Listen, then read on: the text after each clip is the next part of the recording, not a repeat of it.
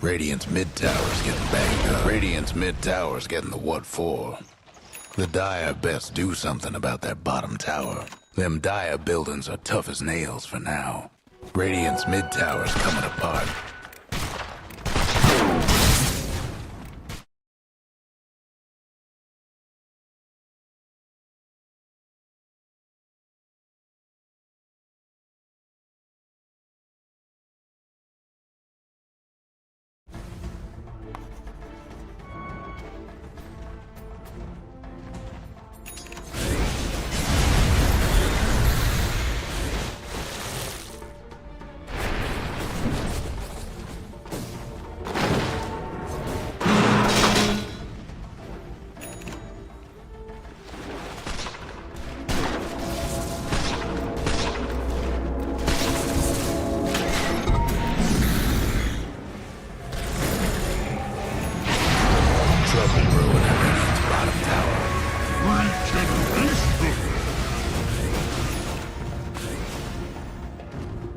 Radiant's bottom tower ain't a pretty sight right now.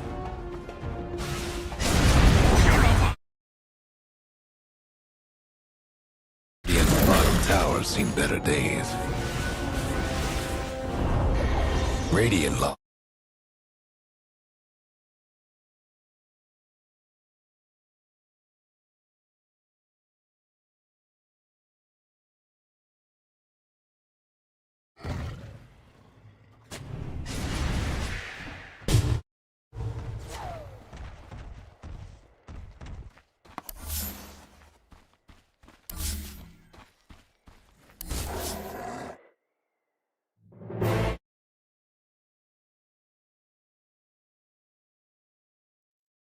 I think yeah, another late night stream. Yeah, because the competition is unluckily in our country is midnight.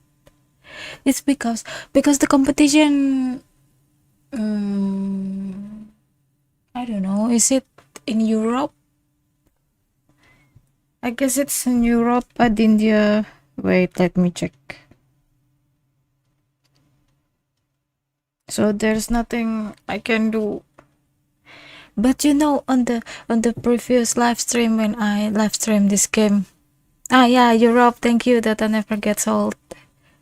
I was sleeping on the last match on Nigma versus OG.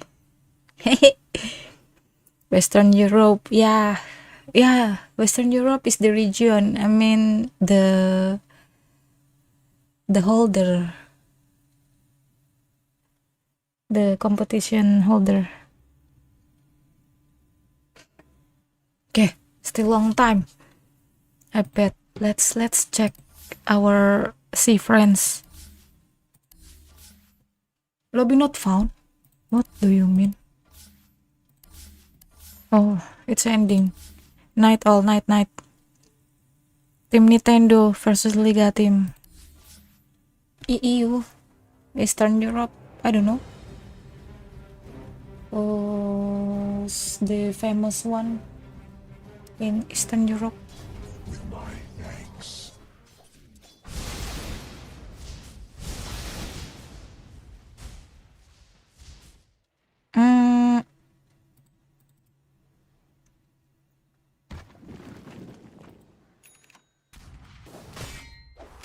Adiós, payasos.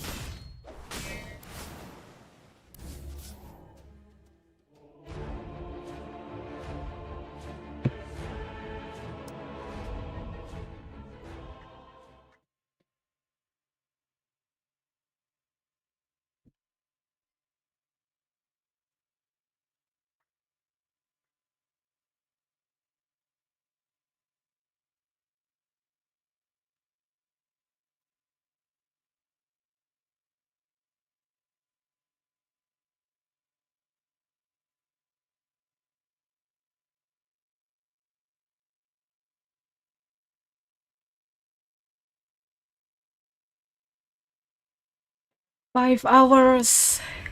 No, please don't. Please make it to 3-0, please. Good opportunity to learn. Radiant's ban. Or else I'm gonna fall asleep again like yesterday on the match 3. But I already sleep a lot today. 10 seconds to go. So how many hours? Maybe I can 5 still seconds. do 3 matches. Oh yeah, already here, guys. Yeah, welcome to Betboom Dacha Belgrade 2024 Grand Final close qualifiers for Western Europe. We have here Nigma Galaxy versus 10 seconds Mouz. to go. Unpredictable. People usually gonna say, it's another Nigma versus OG, right? Ban. But in fact, Mouz beat the OG. 10 I seconds to go. watched the match like a bit, but I think 5 it's seconds. because OG is having a new roster, so it's not really have a synchronization. So yeah, Mouz probably gonna have a higher percentage to win on the previous match. But 5 in seconds. Nigma Galaxy we have some members that already play so many matches before together. So let's see who's gonna win on this grand final. So far, we see that Shadow Demon, Nature Prophet, Witch Doctor, Primal Beast, and Sniper, also Invoker are banned. You are from what country? Try to guess. Okay, so let's see. Dyer's pick. This is the same pattern for Nigma Galaxy. Maybe for Sumel's drafting, he always ban the Primal Beast and Shadow Demon or Nature Prophet, like these 3 heroes. Malay, Indo. 10 seconds Try to guess. go. Try to guess. Spet Dien Chuifu. A new face, welcome to the stream. Meanwhile, for Mouz band heroes, we can see that the sniper is probably they anticipate for the Sumel sniper. Yeah, also Sumel's Invoker and GH Clockwork. Ban. Radiance ban. Shadowwind. Previous Miracles Shadowwind too. Okay, so Sun King is picked for Nigma Galaxy as the first hero. And Mouz, they content on picking the task.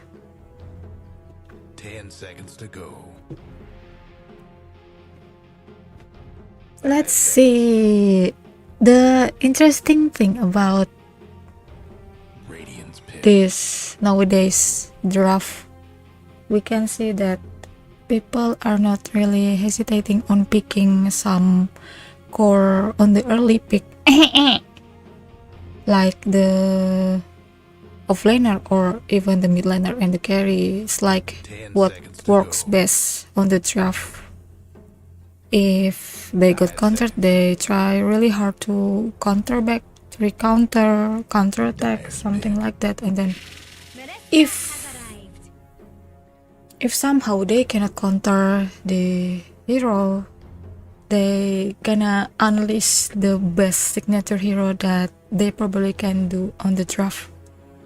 Dark Willow, it's Omar's hero. 10 seconds. I don't know how many times already I see this Dark Willow on Team Nigma's 5 seconds. matches. Almost every time, like clockwork too. But like 1 or 2 matches GH had a task for the match. So it's in between. Need to go, enjoy the match. Thank you, Adindia. Have a good dream, sweet dream.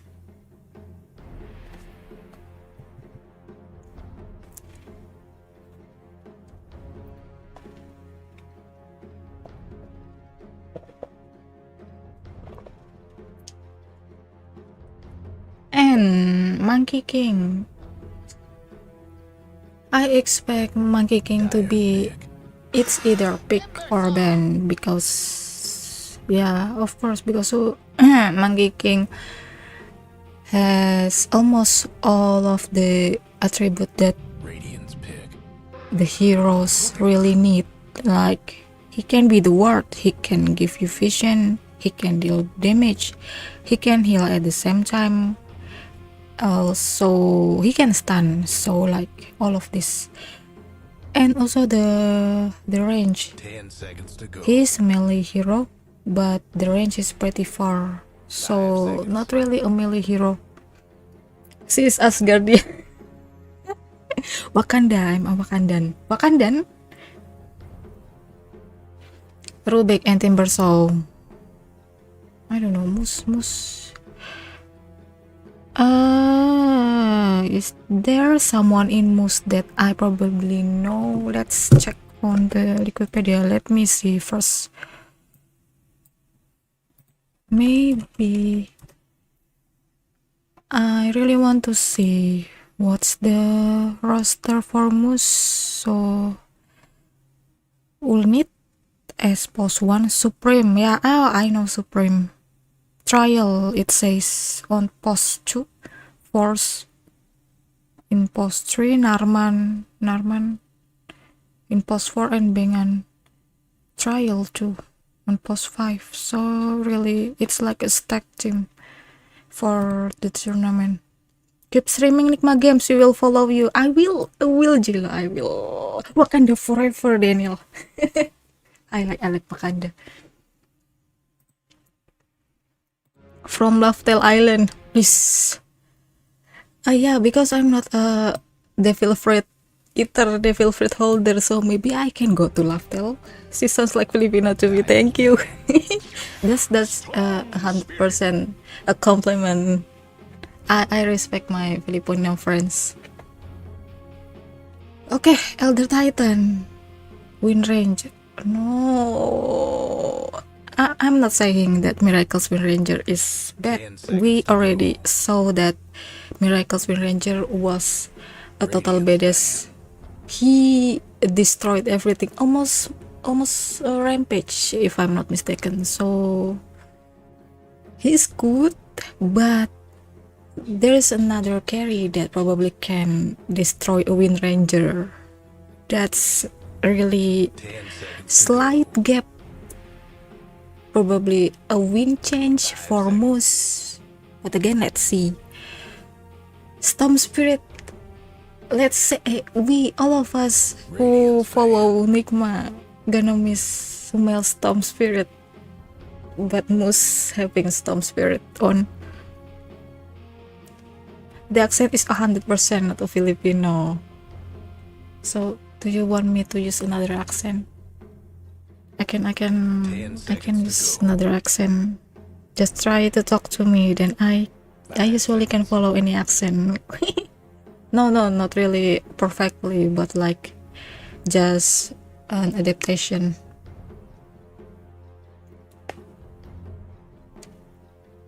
Dyer's ban. Okay, so far we have Luna and Bristlebacks got banned.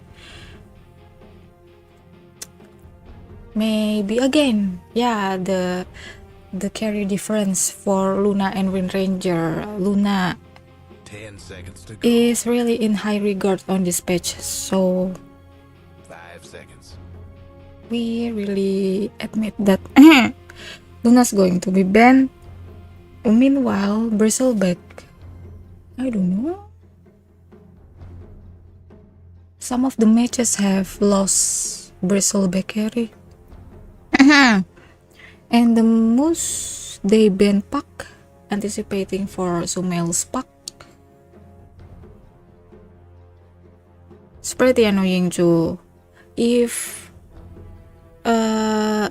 let's say that we already know that Sumail is really good with a versatile hero with a good mobility, like the Storm Spirit, the Puck.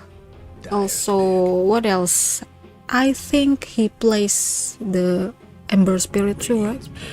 So that's really annoying. Medusa, okay. Just build Diffusal, okay. Wind Ranger Diffusal. Let's rock, yeah, please. Yeah, that's like full skill hero like Let's Rock too. He's really 10 nailed seconds to go. the hard heroes. 5 seconds. Yeah. First game, yeah. Fill me in. Yeah, fill me in. This is the first game. On yesterday match, Sumail's playing the Lesrak, right? I was like, oh, it's Miracle Luna and it's Sumail Lesrak. Okay, I'm gonna sleep because it's way past midnight at that time. Okay, for the last pick, you might wanna move your avatar further left or maybe make it small. Oh, wait. Let me do something. Oh, no. I guess it's... Is it good? Wait, let me make it smaller. Just the head. I look like a radish. Better. Okay. Sounds good to me.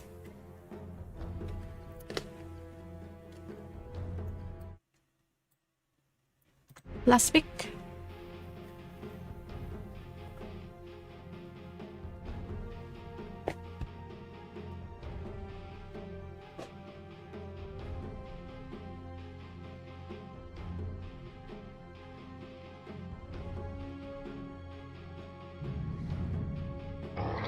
And we have Centaur, yeah, because we totally know that there is no offlaner for Nigma Galaxy, so the last pick will be the offlaner. We thought so, right? We thought the offlaner is the first pick, but it turns out Sumail's playing the Sand King. Okay, let's see now. From the Nigma Galaxy, we have Sumail with Sand King, Omar with Dark Willow, Miracle Wind Ranger, GH Elder Titan, Centaur Warrunner is Noob. Yeah. And Mouz Sports, we have Bengan with Task Force with Timber Saw, Narman Rubik, Supreme Storm Spirit, Ulnit with his Medusa. Yeah, better end the game early. Yes, please. We need sleep. Mid Sand King. Yeah, Mid Sand King. Like, it's really adjusting move, so they gonna like, can you fight this hero on the mid lane? Oh no, I can, but if we can we can switch our hero, that it will be better. Yeah, so like just an adaptation. Outdrafted but still can win. Let's see.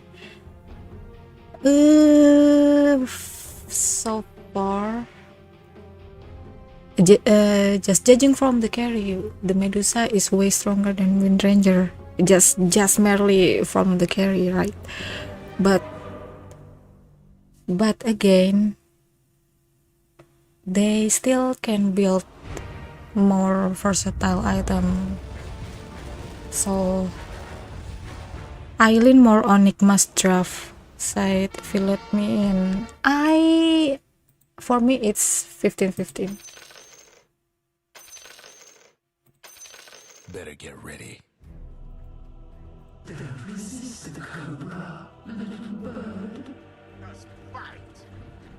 Good luck, Evan. Nigma has to shut down mid-storm. Indeed, Sudi Pro, Chakraborty. I don't know, is the Storm Spirit good? But yeah, there is a lot of hero that we need to shut down on the early. It's still Medusa and Storm Spirit. And Timber Saw is basically all of them. I'm not controlling. Let me control. 30 seconds to go.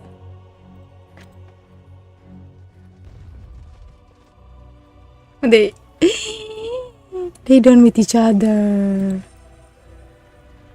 They thought they gonna see someone here, no? No, not really.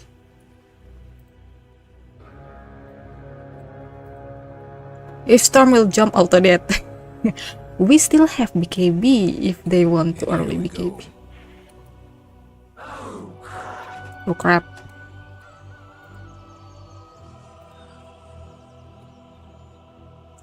Okay.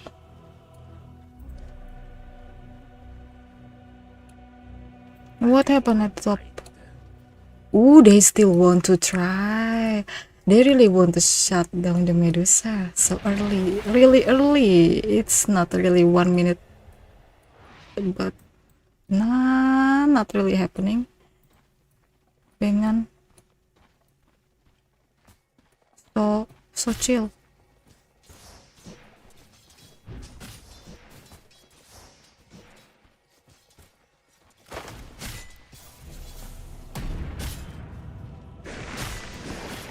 Okay, that's interesting to see how the damage only for the Medusa. But Omar, you need to be very careful.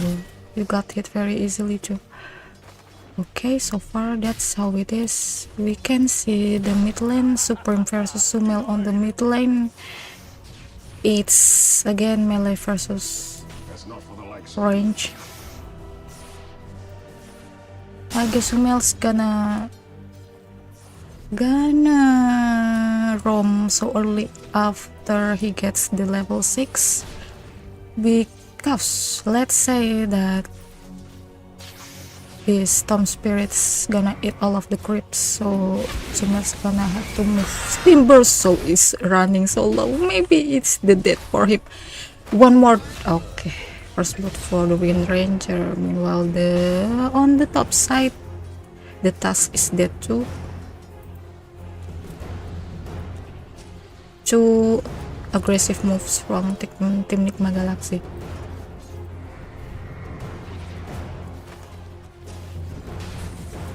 Also, picking Elder Titan is a total nightmare. He tanks, he deals damage, he can stack. Okay, what happened in top? Tower could use a hand. A centaur? That's all. Don't resist the Cobra, little bird.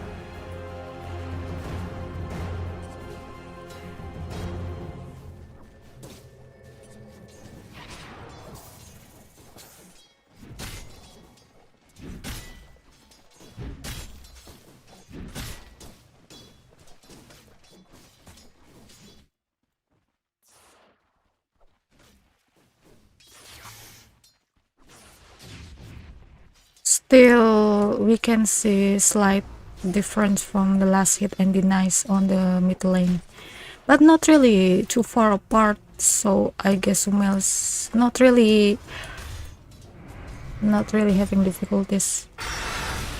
Worse, GH trying to hit the Timbersaw. Timbersaw is not really tanky so far. It's on level 2, but GH is running low. 1 hit from the Rubik is good as that, and the Timbersaw 1 hit. No. that's way too unpredictable. Way too hasty.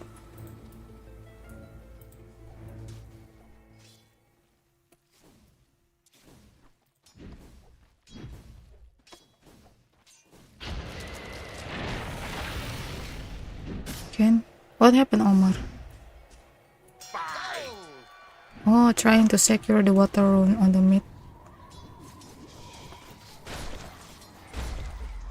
And where is the Storm Spirit? It's already picking the water rune. Dire's mid tower's having technical difficulties. We're gonna go to the bottom lane again. Pull and pull. Like the early thing happening. Oh dear.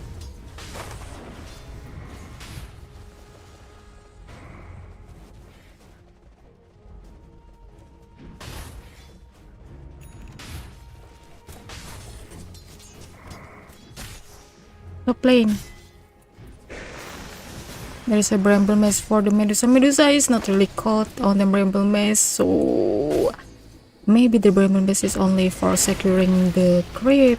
But it's not really happening. Drinking buddies here, snowball, so maybe no. With 3 bracers can the 3 bracers save the noob? Yeah, the power of 3 bracers. And 2024 Centaur doesn't really need the shoes. Go straight for the blade mill. Tower's coming apart. Nah, unless yeah, mid lane. Sumail's creeping on the neutral creep. So far there is no significant fight on the mid lane. Just securing some creeps here and there. The intense fight, however, on the bottom and the top lane.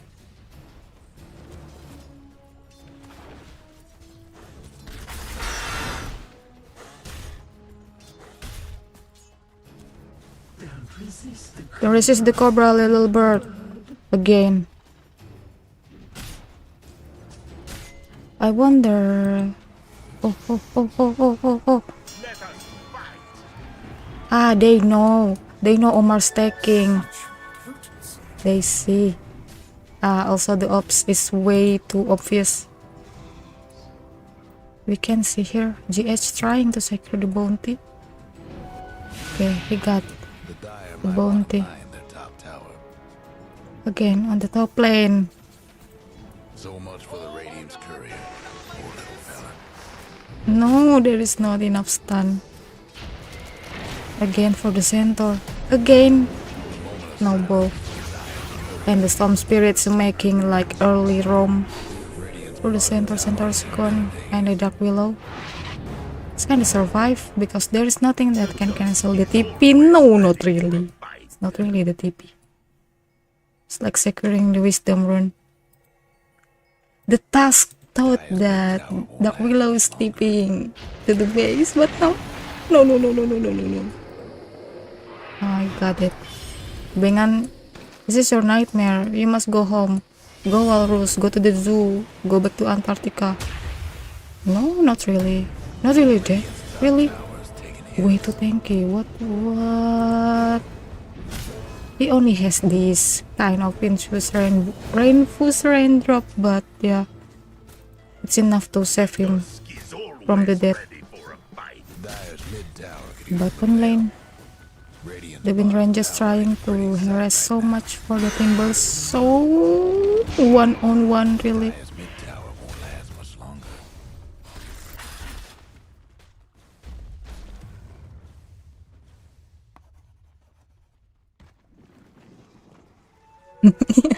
It's so funny when we see someone's digging on the river just to secure the water rune. Radiant's mid tower's getting banged up. Let's see here. We might see some stacks from Elder Titans. What's this? What the? I forgot the name. Yeah, that kind of ghost from Elder Titan. Omar.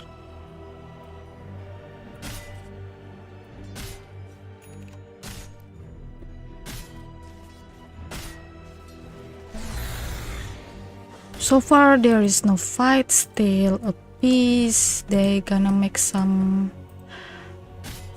items first before trying to Radiant's bottom go tower for a is small pretty fight right or now. probably some big fight.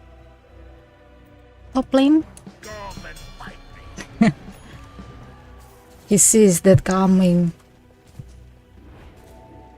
Stupendous.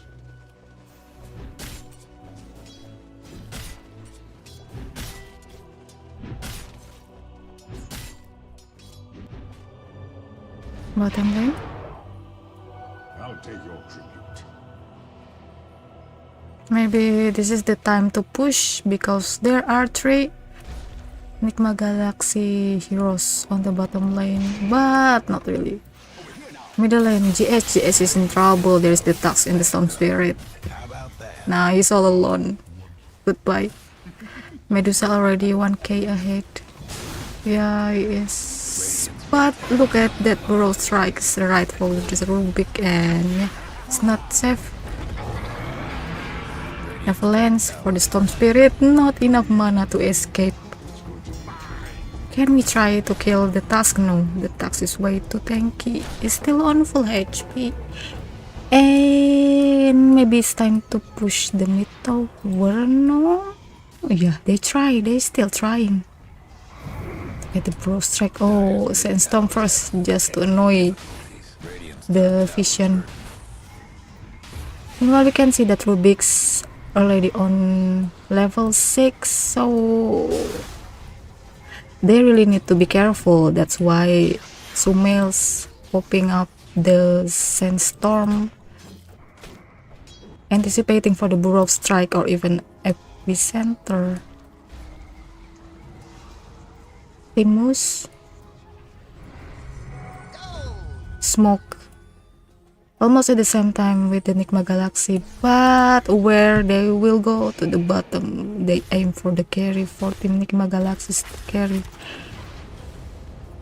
But that's one very obvious move here. Get that the Burrow Strike to cancel the Timber Saw, and then the Shackle in, Whirlwind too, but Medusa is here with the Stone Gaze. Not really stoning anyone, but still. Look at that stun from Elder Titan, Elder Spirit. Rubik is way too slow.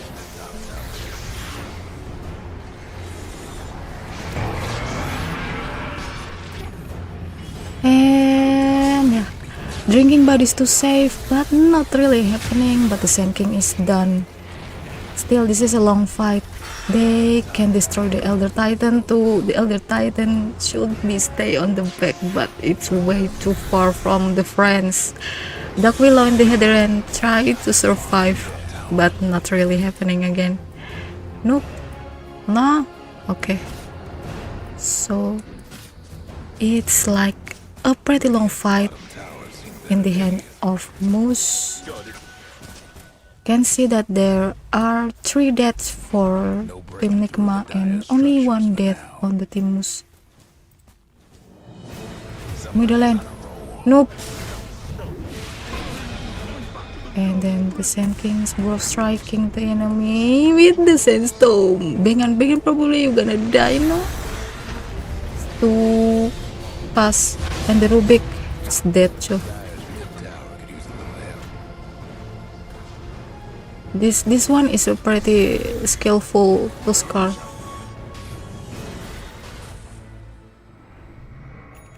And let's see. Okay, just to try to secure the bounty rune for the battle too. Mid lane, GH and Omar try to destroy the tower, but no. The Mouz is there. The Mouz is here. And Timber Saw is changing lane to the top. The Dire's bottom tower.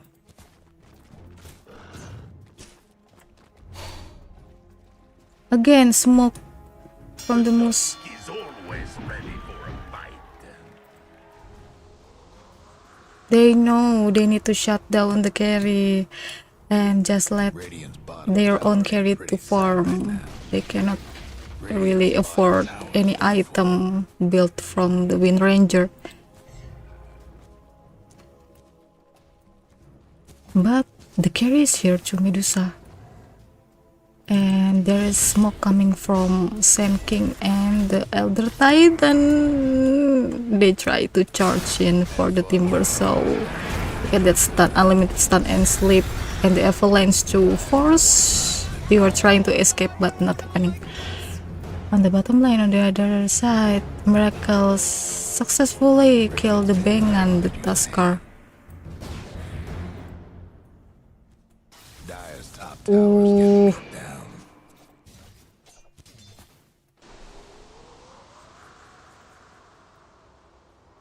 It's like they already know that the bottom lane is not safe. Let's just move to the other lane. And meanwhile, Team Mouz is carry. Will needs not really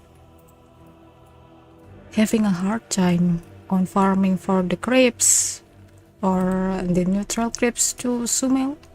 Is it a war on the mid lane? Well, ooh, who's fighting this? The Storm Spirit. Trouble brewing at Radiant's bottom tower. Top lane. Again, Centaur, you're playing too far from your friends. But that's how it is. I rarely see some camps got blocked, but I guess there is some indeed.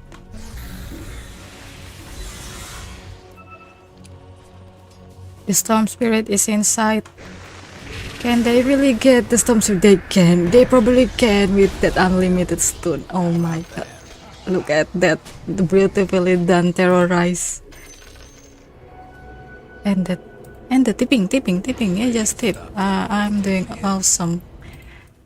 Force Narman and Bengan's trying to revenge the Storm Spirit, but the enemy team's not really staying on the same spot. They move to the mid lane.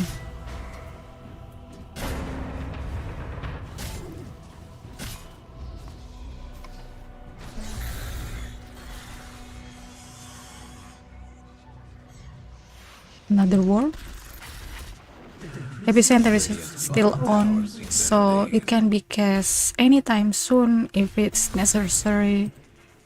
Timbersaw is farming Ain't a pretty sight right now. with his friends here, leaving the Medusa behind. It means that the Nigma can really gang on the Medusa, but Medusa is not really on site, so they try to tinker the brain a bit harder again, just to analyze the next move. God. Oh, they see. Look at it. Oh no. Following to the twin gate. Run, guys, run. Oh no. Nah, they won't follow. That's 100% trap. But with the TP, Radiant's mid towers get can see them, the epicenter and bro strike combo, plans to and terrorize to everything for the Storm Spirit. So next we can go to the Timber Soul maybe, because Miracles already revealing the Timber Soul, but Drinking Bud is saving the Timber Soul. Oh well, let's see the Yules for the task, but Medusa is joining the war. Stone Gaze is not really casted. The Sand King without the Stone Gaze is already dead, so they have to back off for now. No, back off, get back. Yeah. Okay. That's not really the big fight that we expect, right? It's like just a counter-attack. Can you add 1020p quality to stream? I can, but my internet cannot allow it. That's why I'm having live stream to support my internet fee. Okay, there's a TP. But probably I can afford just thank you for your concern. I really appreciate the thought. Oscar, you're not really survived from the Bethlehem. Meanwhile, Miracles dueling the two heroes at the same time, the Rubik and the Storm Spirit. What happening? Meanwhile, on the top lane, Centaur trying to hold the Timber Soul and the Medusa. Timber Soul is so pepper. Medusa is way too tanky, but with the Yules, nah, Stone Gaze is not really stunning anyone. Again, sleep.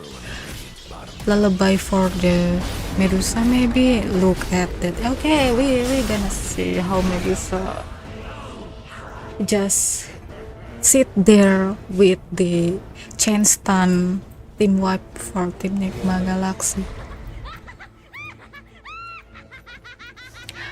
Hey Yasir. Dire's mid Okay, no problem. Thanks for streaming in English. I think you're the only one on YouTube right now. Really, Giovanni. Thank you. Wee!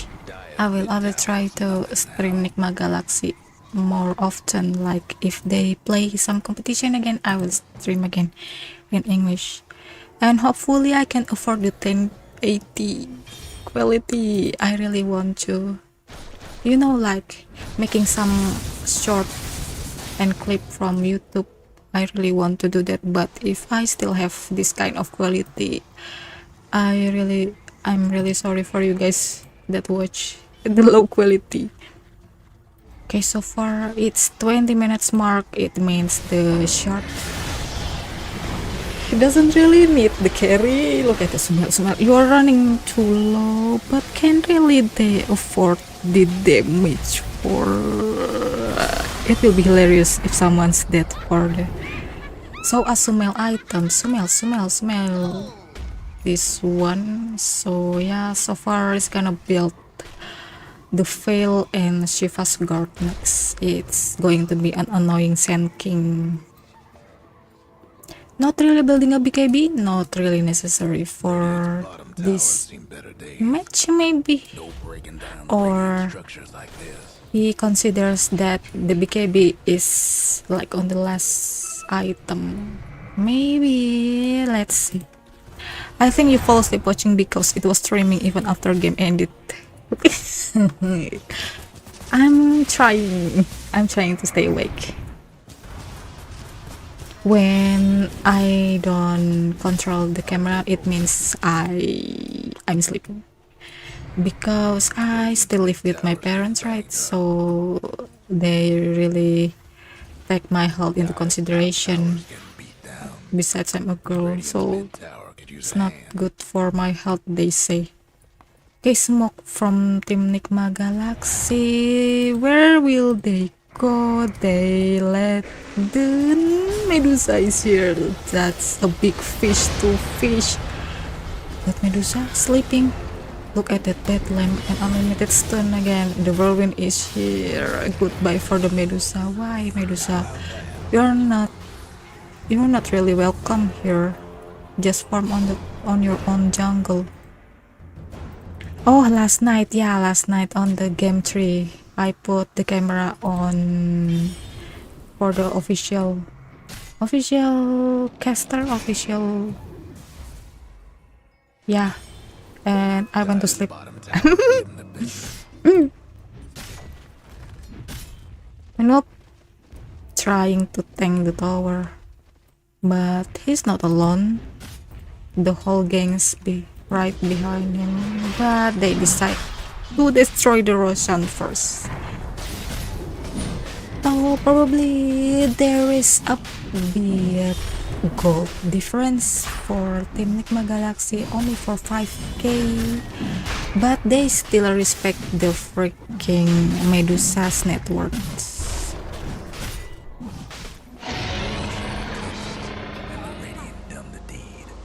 Go to the Twin Gate. Oh, the Team Mouz, they realize it's way too late to follow to the Roshan, and they scan on the Roshan. No, they're not really here.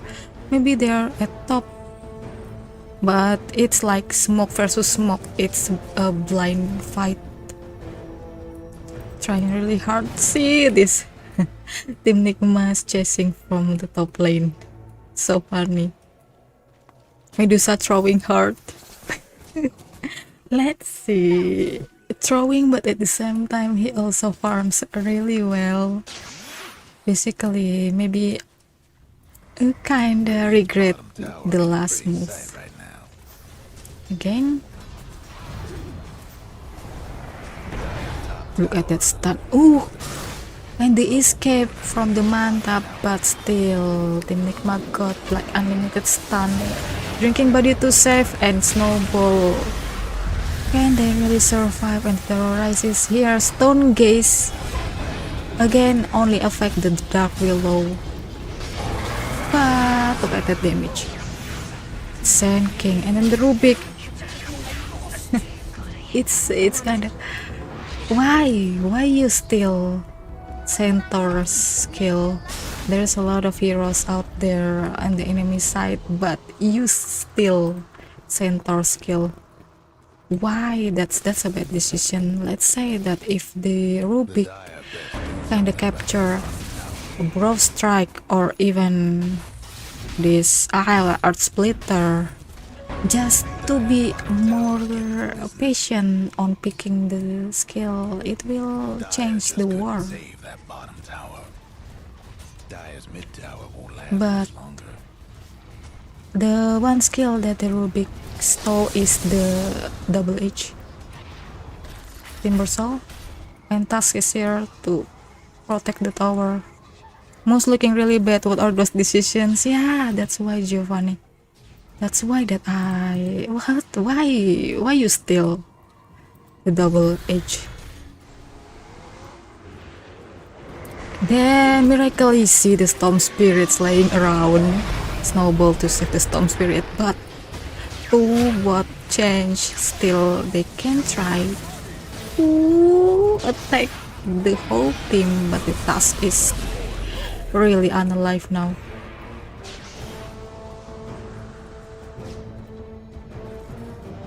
Meanwhile, Ulnit, the Medusa trying to farm again. The enemy is here, but he still tries to farm. Really? Just really? What's happening? Oh, here I am. Aegis still on 1 minute mark. Almost 2 minutes. Still long time. Maybe they can get the tower first, the middle tower, because Mouz team doesn't really want to protect the tower. They really totally understand that Miracle still has the Aegis, and somehow we can see that Willow's pinging on the Storm Spirit on the bottom lane. Ooh, look at it. But the BKB is on. Nicely done. One BKB wasted. Top lane. There is the Sand King, also the Elder Titan, and the Dark Willow trying to catch the Timber Saw, but Timber Saw.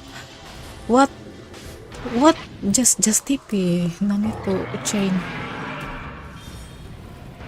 A friends for the task. Goodbye task again. Dire's top tower's getting beat See? down. The Rubik. The Rubik stealing only Centaur skill. Why? There's a lot of skill on the enemy side. You can steal anything. Oh, let's see. Maybe it doesn't have. It has dagger. I thought it doesn't have dagger. All right. Okay, I don't know. The Dire might want to mine the Dire's top tower's gone. 5 minutes to Aegis expired second or something. Okay, now they gonna be very careful on charging to the enemy side. I don't know, maybe there is a pattern on Team Nigma Galaxy's movement. It's like this again.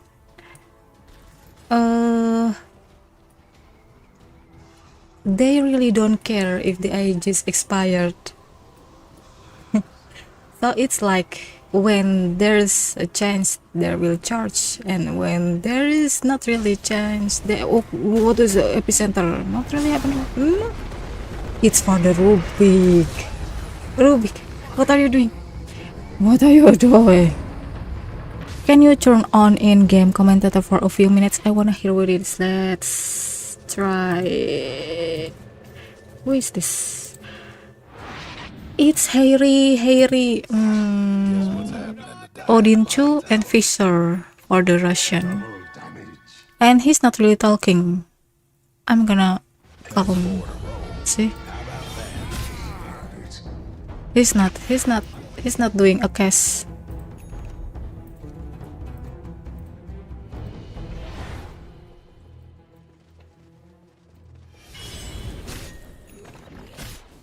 Like, let me see the Russia too.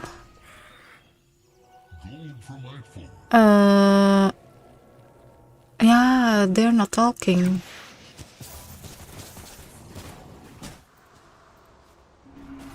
Oh, okay, thanks. Yeah, that's why.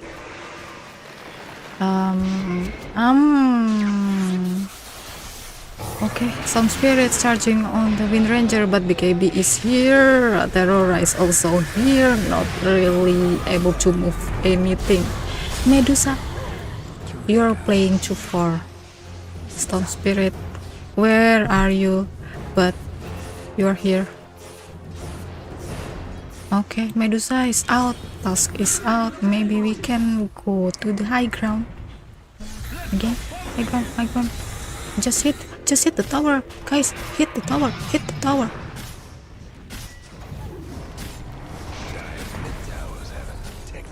Again, I'm gonna see. Finally, the Rubik stealing Wind Ranger skill. Okay, burst to the Timber Saw. Look at it, Shiva. Also the stun from the Centaur. The Dark Willow. Double stun. Twing. Nah, just to scare the shit. Okay, that's not really a fight. Hard tank. Wait, let me check the timbers.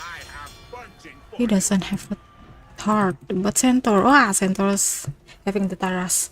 What is your rank? I'm currently an ancient. Lol, OG lost to this Mouz team. Okay. What should I say about that?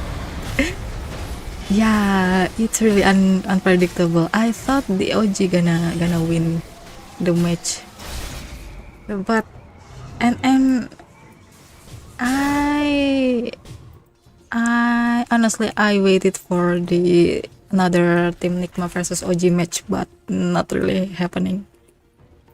Smoke from Team Mouz.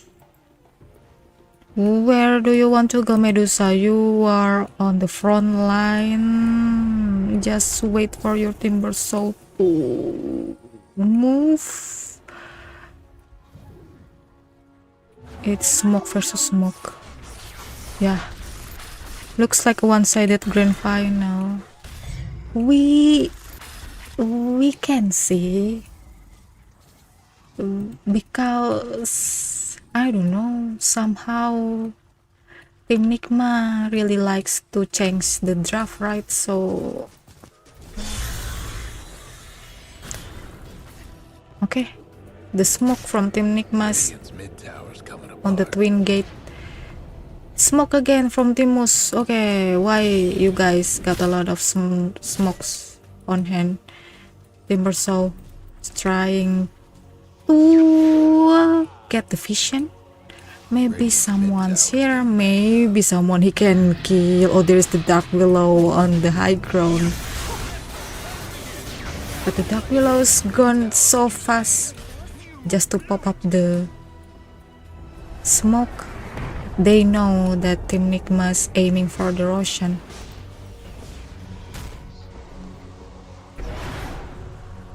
Okay, still a careful move. Epicenter is here for the Storm Spirit. Storm Spirit is out again. Oh my goodness, but look at that one beautiful epicenter from the Rubik, but not really good enough to deal some damage. But the Sand King is dead. Miracle is also dead. He is dead too. GH, you are here, peeping from the shard BKB. This is the Roshan for the Medusa. Wait, why I can't move my camera? Okay. The miracle I want to see. Miracle is dead. But he has a lot of items. He's gonna build another Satan just like he's built from previous matches. I'm gonna clock in miracle after this. Ooh, okay. Trouble brewing at Radiant's bottom tower.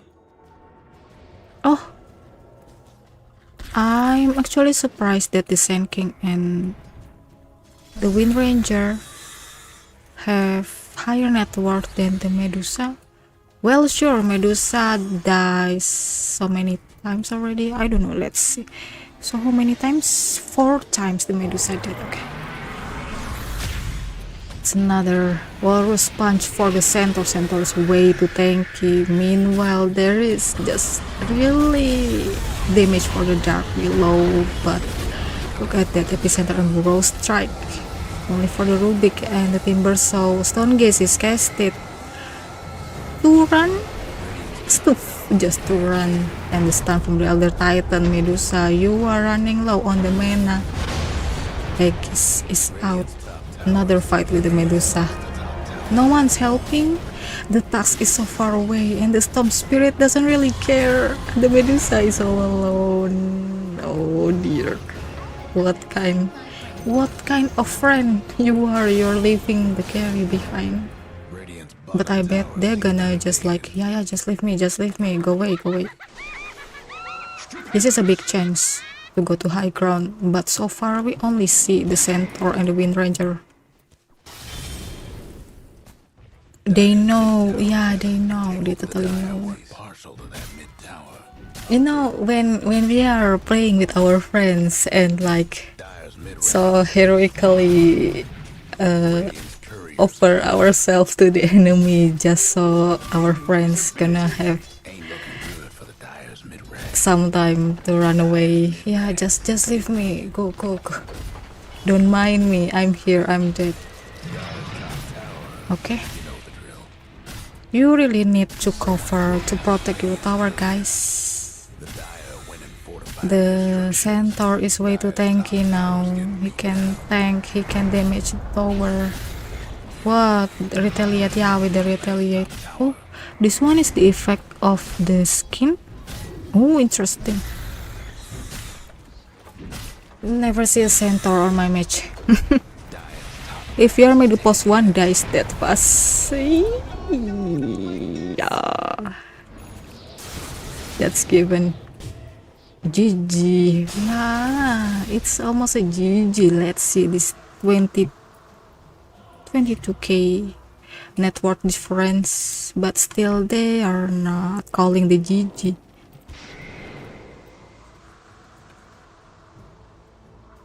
That's GG's. Yeah. Well, what do you really waiting for now? Medusa need Divine. Ah, yeah, that's the classic move. Out of despair, Michael. But yes, I totally understand that Medusa really need the rapier. You know, with let's see the Medusa first with 2005 mana pool. What he really needs the rapier, and we can see that the Medusa's gonna build a BKB first and then he aims for the rapier. The problem is, do really they have enough time to build one? Nope.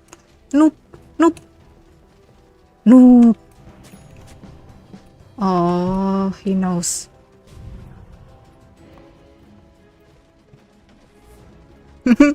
It's always like this, the centers running on the back, but it doesn't really matter as long as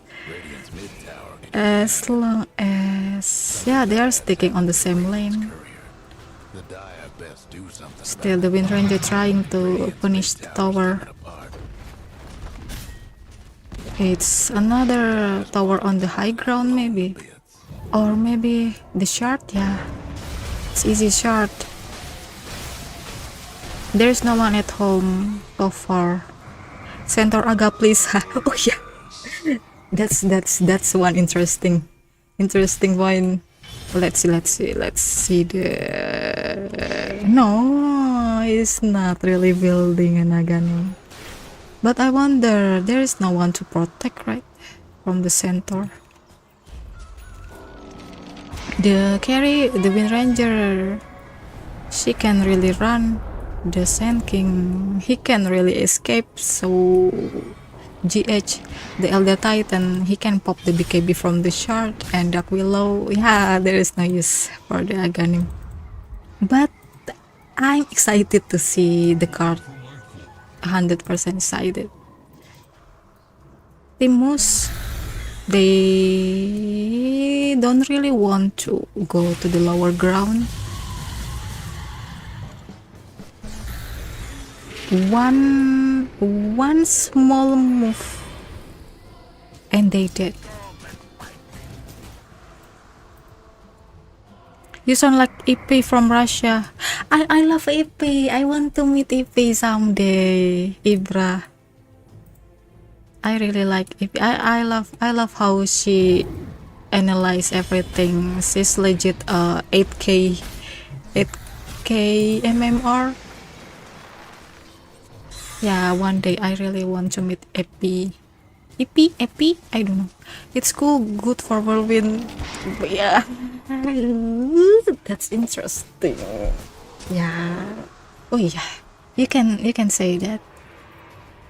Okay. The point is, let's ask the centaur to build Aghanim. So, hello Omar. Jello said that you need to build the Aghanim. Okay. Why? Oh, on the top lane. Ah no. The Medusa is trying to farm while we can really clearly see that the Nigma doesn't really have any way to go. They probably gonna wait for the Aegis, for the next Roshan. Why BKB Centaur wearing item? because they aim for the win, guys. But Aghanim Centaur is also for the win. Maybe on the previous fight, the Rubik's dealing so much damage just for stealing okay, there is a stun for the Timber. So look at the Avalanche again. Whirlwind for the Timber Soul. Also, why the Medusa is sleeping and BKB is pop up. He hit on the center, but it's on Blade Mail. Okay, another stun again. Medusa, yo, it's just a matter of time to call the GG. The GG is here. The Timber's always is the one casting mistake just now. And the Medusa, of course. Why? Just why? I wonder why. Hello.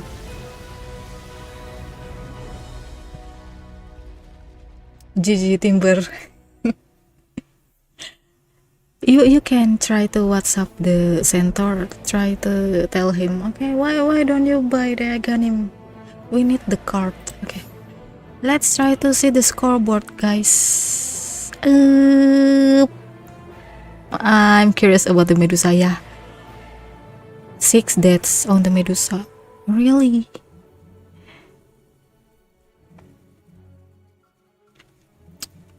Okay, it's the Rosan's banner is not really casted from the task.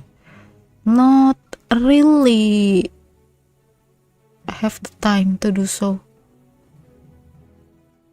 Okay. This is the classic GH. See, with he's so humble. He doesn't have any item. Meanwhile, okay.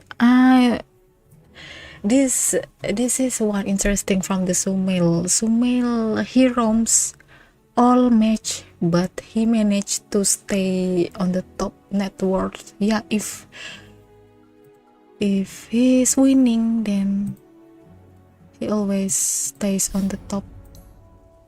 Nigma just lost one match. What?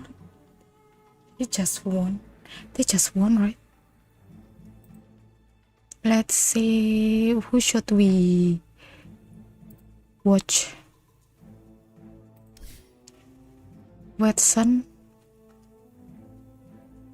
Amar. Oh, Amar's playing Legend. Let's see this while we are waiting for the next lobby.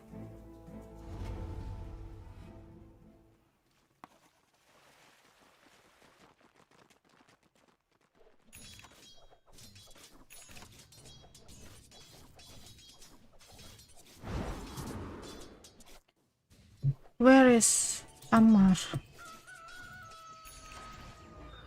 I'm not a fan of Amar, but I don't know. There is this a pattern from Amar about how he farms, about how he attacks. It's rather different from the other offlaner.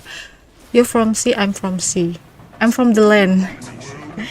Yeah, but I play on C region.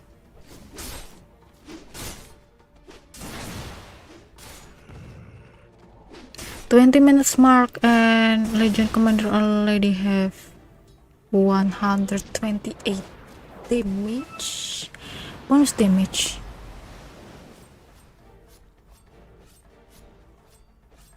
I really want to see what's Stonehole played.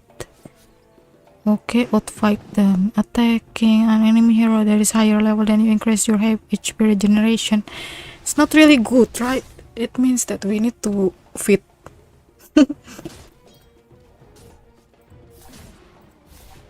Let's see the next. Okay, still in lobby maybe.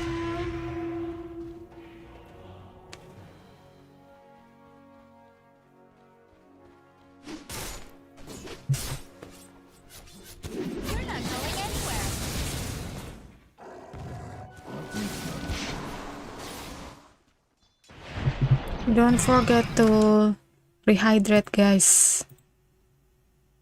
Wait, I'm gonna take some water.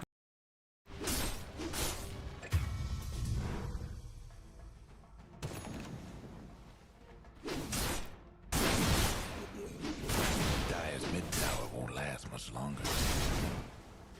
2 down. Dire's bottom tower's getting the business.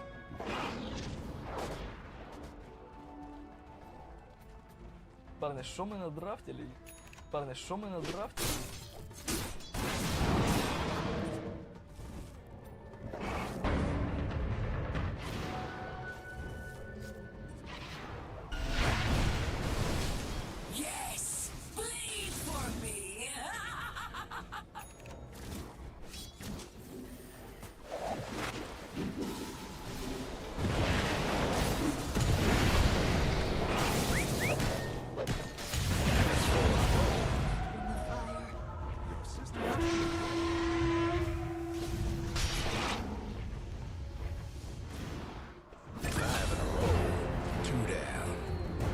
Guess what's happening to Dire's bottom tower?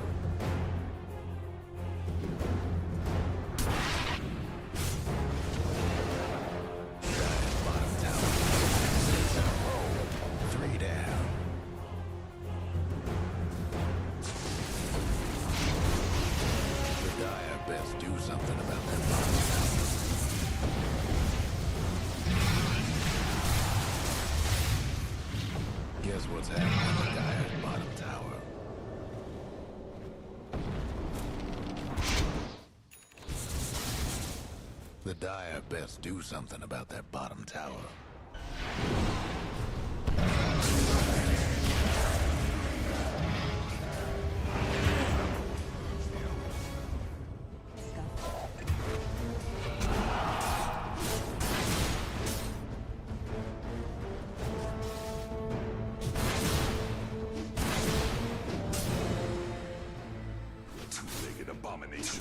Abomination.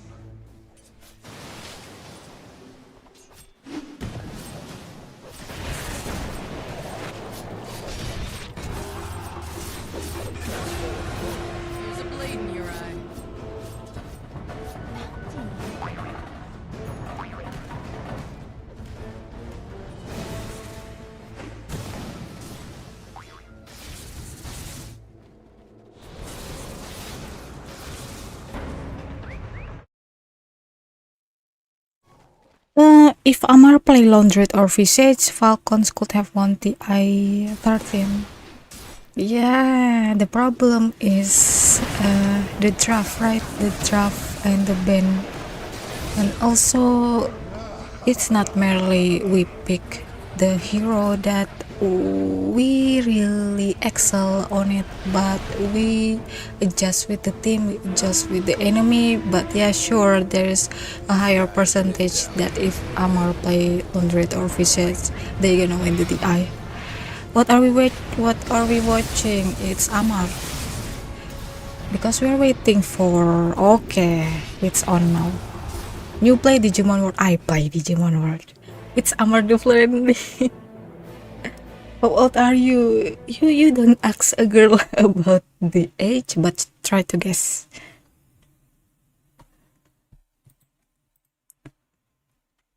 Amar the friendly.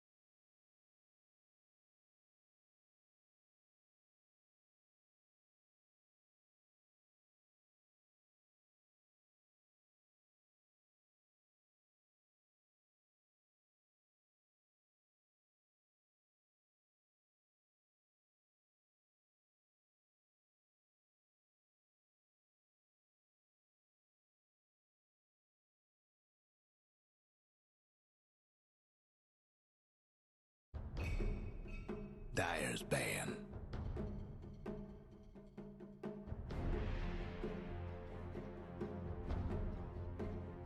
Ten seconds to go. Okay, I'm back.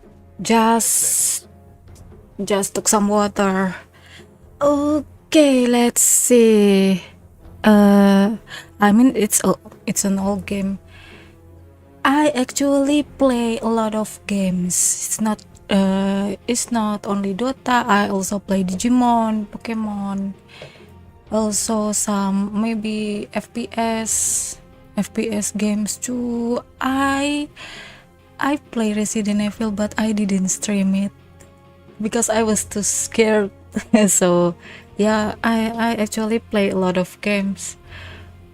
The cute one, the scary one, the weird one. I also play Minecraft. Yeah, I play a lot of games. Radiant's ban. One of my favorite animes when I was in grade school, Digimon, right? Eeh, so good.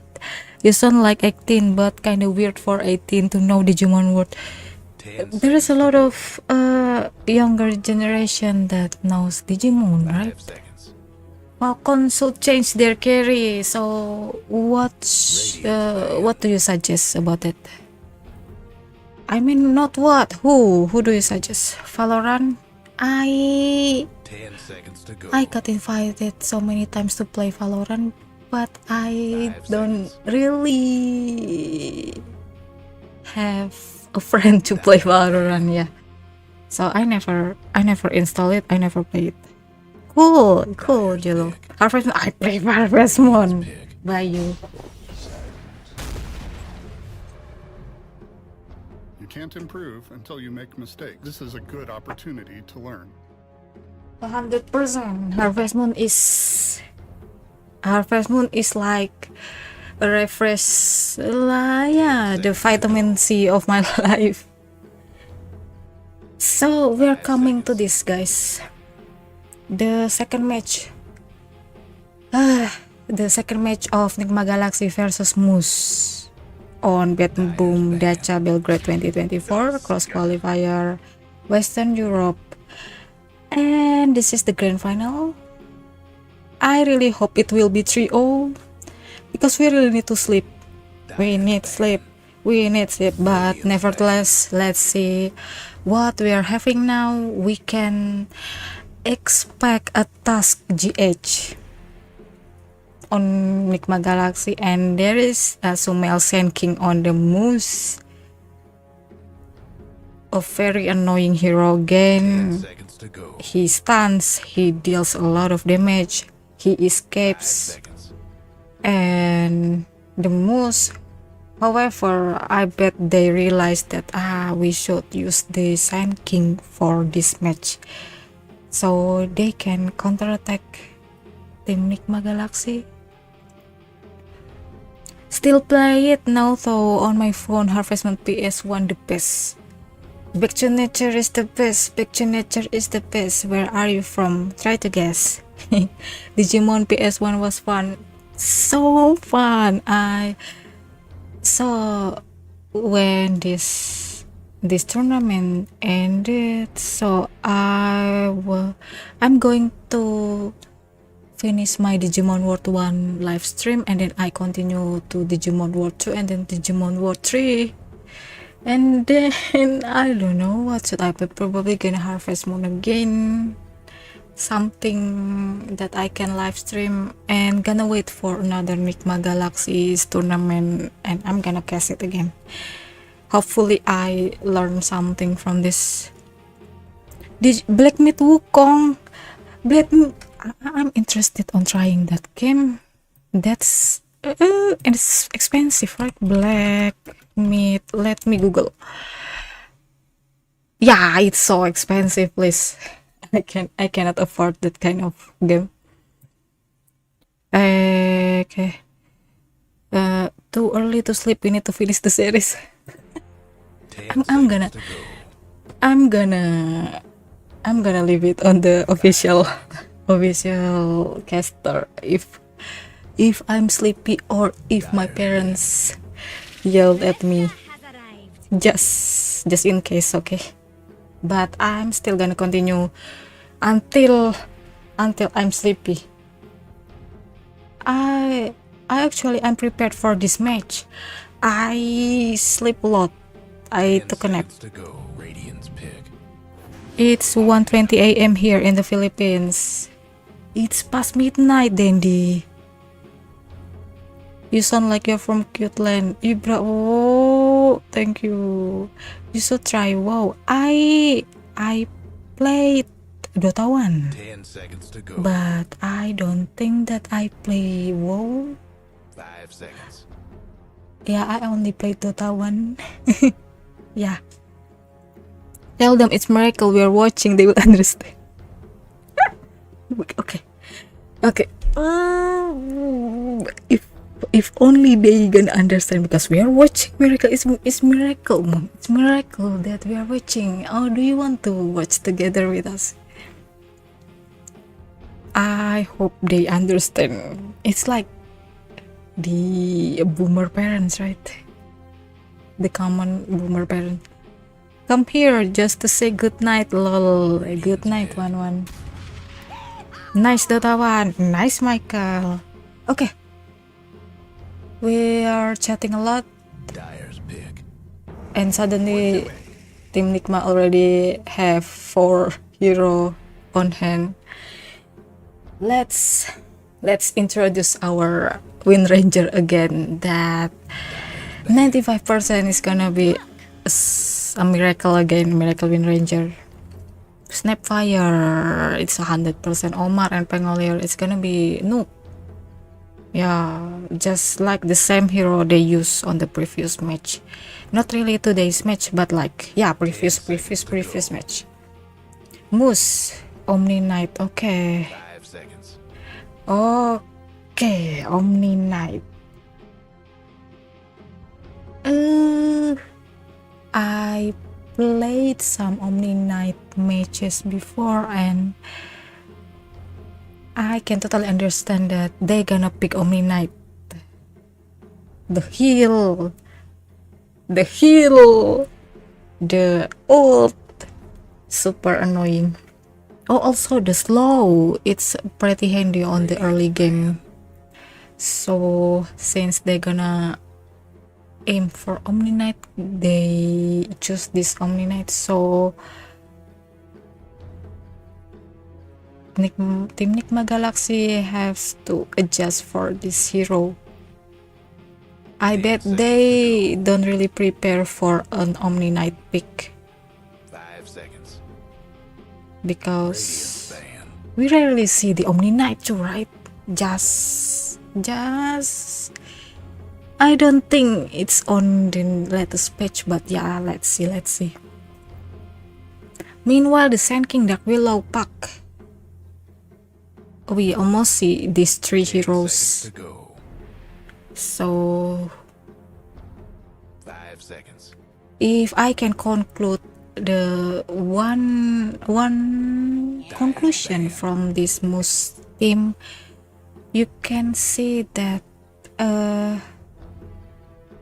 they will charge real hard.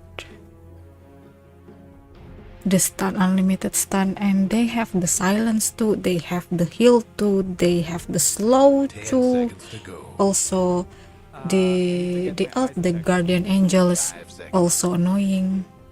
So let's say that's from the team Mouz, right? If we see the Team Nigma Galaxy, the Pangolier is like equally annoyingly the same as Sand King. I can see that, but Pangolier deals lesser damage from the Sand King.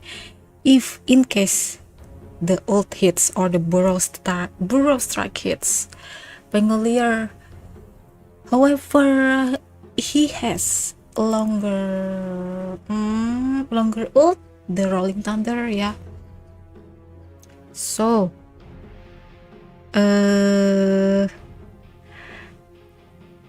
I can't say that it's a matter of which team charge first.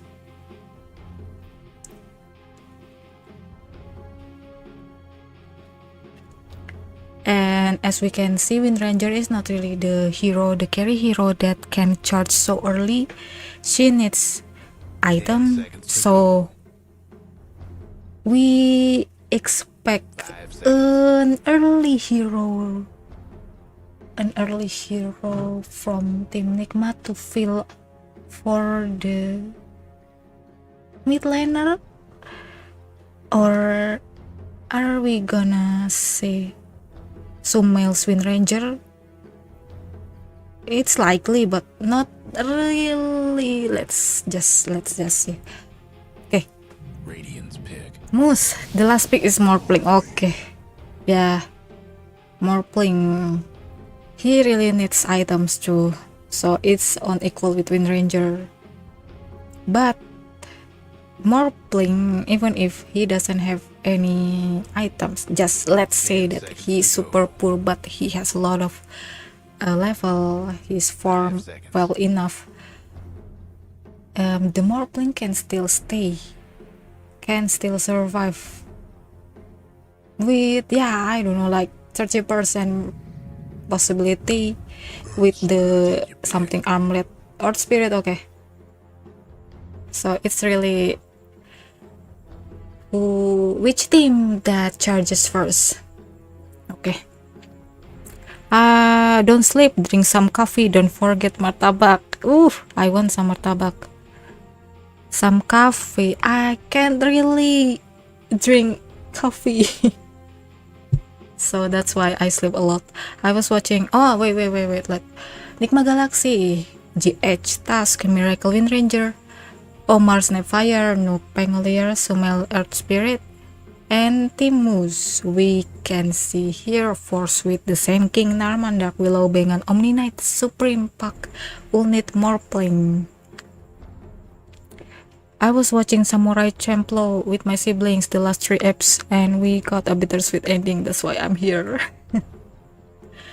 you shouldn't watch something bittersweet before you sleep. It's gonna be your dream. I'll stick around till I sleep. Thank you, 1-1. Good draft on Mouz, but my mind say Nigma take this one. Nigma all the way, say Bayu and Ibra.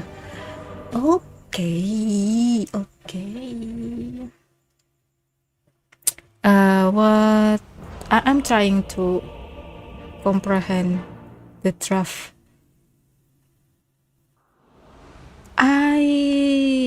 I honestly don't feel slightly afraid if my team, if my enemy put Morphling as the carry. I'm not really afraid, but I'm not really afraid of Wind Ranger too. So let's say that the Morphling. Oh, who is that? Wait, Bayu Pratama, thank you for subscribing. Where are you from, dude? Just try to guess, dude. Wait. Last hit. Okay, I don't want to jinx anything. We love Team Nigma, so we really hope that they win this game, right? I'm gonna put 50-50 again. 30 seconds to showtime. Oh, this is Sumail's Earth Spirit too. Okay, not really 50-50. It's 70-30. I give up. You're still young, don't give up. Okay. I miss river fight, bounty fight. Narman, GH, Supreme, Omar. Okay, 2-on-2 bounties. What do you want, Sand King and Dark Willow? Oh, look at that. One hit.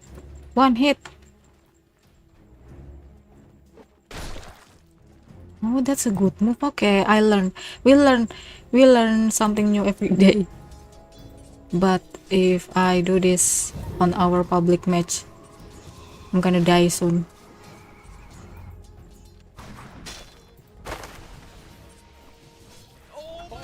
Oh my god, no, not like this. See this? This is why I said that Omni Knight is super annoying. He's tanky. He can slow with the Hammer of Purity, but is okay.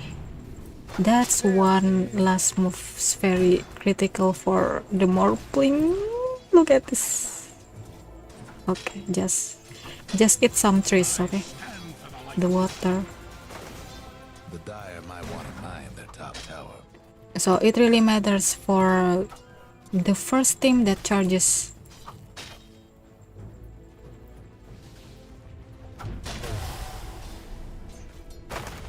Oh, I already promised we gonna clock in Miracle. Okay, let's see this. But I'm gonna see another lane too. All eye on Miracle lah. Wait, let me see the mid lane. Female instead of being a melee range, still farming so peacefully. Very good. Has his battle already. The same with the pack. A bit late. Yeah, look at this last hit. Oh dear. Oh, not really. The pack is having good time too. So far.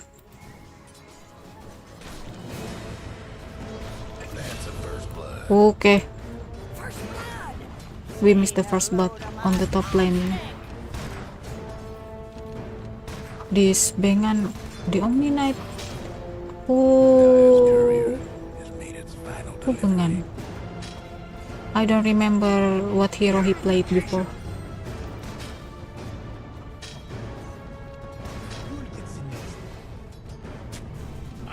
Oh, the Rubik, no? Yeah, I don't know. Let's just forget the previous match. The Burrow strike in. Miracle is trying to kill Dark Willow, but Dark Willow is on tower. Okay.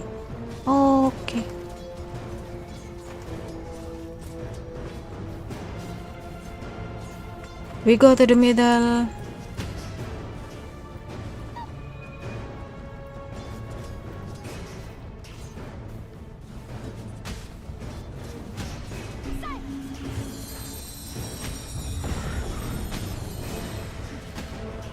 Still.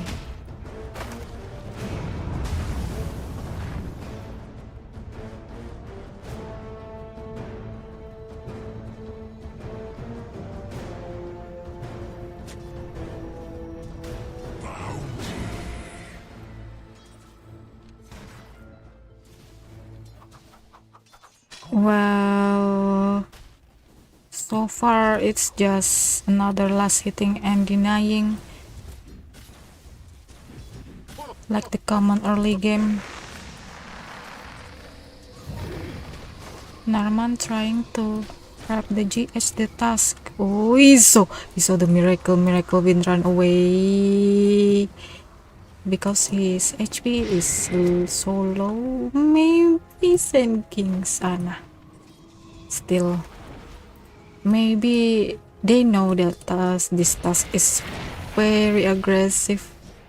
Snapfire let game damage on your public match, Daddy. I don't think that this Snapfire gonna build damage, but yeah, it's funny if it's gonna build a damage. Okay, Bramble is on the Wind Ranger, but still it's gonna save with the Wind Run. GH is out maybe. No, not really. Oh, so good. Look at that. It's double kill for the miracle. Oh, I thought GH gonna die. No, don't. Okay. He's killing himself. Meanwhile, the king, the Rom from the Earth Spirit, is able to destroy the top lane. Maybe Omni Knight's the next, because the water is already absorbed. Okay, double kill for the Earth Spirit. So early, 5 minutes mark roaming. But of course, when someone's roaming, then the enemy's gonna charge for the tower, trying to put some damage on the tower, of course.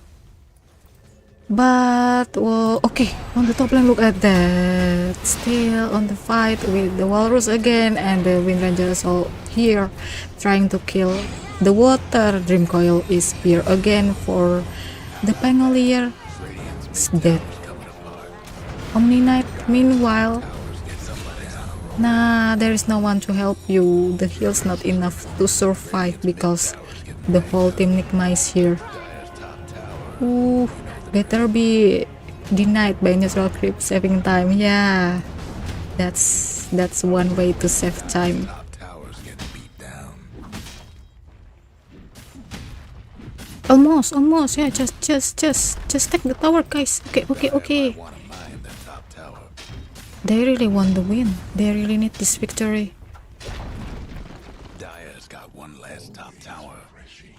Okay, TP to the mid lane. They see the pack, but the pack is already level 7, and she has the haste rune, so maybe just wait for the time for the haste to expire or used. Right now. The Wind Ranger is farming so peacefully again. Battle please, battle me please, Sumela. Okay. Radiant's bottom tower. That's the classic Sand King. Yeah, the Sandstorm is not really able to protect you. Epicenter is casted, but no one's dead because GH is under the snowball. GH, you're dead from the Dark Willow. Radiant's bottom. Still, look at that. It's 3 versus 4 here. Okay, but at least the carry survive. Snapfire is trying very carefully to kill the Sand King, or probably just gonna steal the creeps. Still, they try. They really try. The power shot away for damage on the creep. No.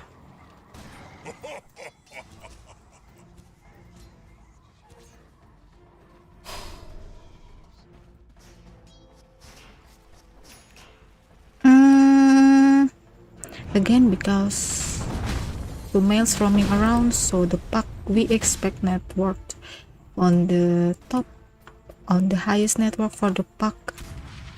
So it's not really surprising, but still, if we calculate from for the future about the kills that Sumails has dealt with, it's going to be a lot. Wait, there is a courier. Okay, Smoke trying to gank for the Sand King and the Omni Knight if they're lucky enough to get 3 heroes. Ooh. Okay, they see Omni Knight is here. Oh, trying to go from the back, from the knee. Okay, not really an aggressive move, Radiant's mid but maybe we can kill the pack. But their spirits got silence. If only he can deal the first silence, then the pack's probably gonna die. But again, it's a matter of who's the faster. OG Miracle was a beast. Miracle is always a beast. Just in my opinion. GH no more. Okay, doing some support job here. Well, Radiant's bottom tower ain't a pretty sight right now. we really gonna see some boring farming thing. Just if only there is a hero that kind of cross the line, then it's probably gonna die. Supreme. Oh, Sumel's not here. But Supreme's friends on the back look at that, trying to burrow strike an epicenter for their spirit, but the snowball's here to save their spirit. Kisses on the sky again. With the Sand King is not really that whirlwind from the miracle too, trying to kill everyone, but their spirit's not really surviving the fight. Oh dear.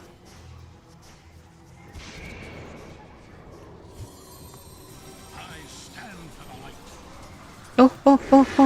GH? Oh, not really dead. Did dead? Oh dear. Okay. I bet Miracle's gonna take some revenge, but got scatter blasted from the snapfire instead. Meanwhile, on the mid lane, the towers got denied. Puck, you were way too harsh on the tower. One hit from the Earth Spirit and tower got denied. Maybe it's time to move. Okay, we can see here that three Nigma members on the middle lane trying to charge and look for the water. Where is the water? Wata. The water is still forming. And while we are talking here, Pangolier's already done with the orchids so early as the first item. And the pack, it's really crucial for someone to pick the orchid first. Let's see that. Ooh, look at that stun. Look at that silence.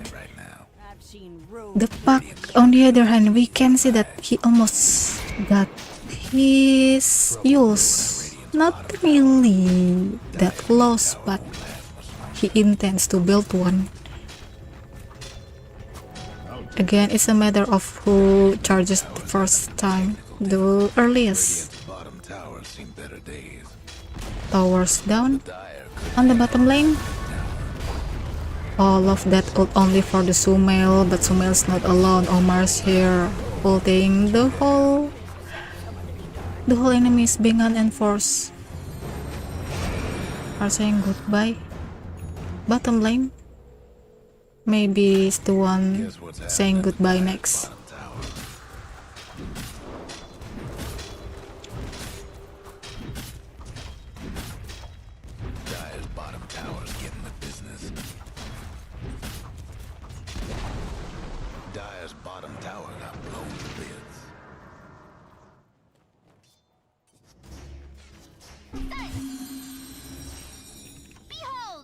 Behold!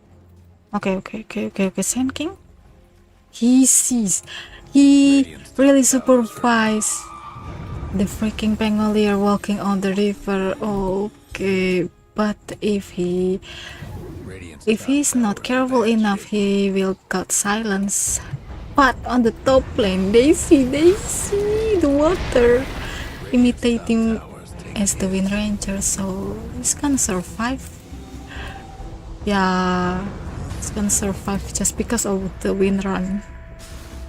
Miracle is making a move,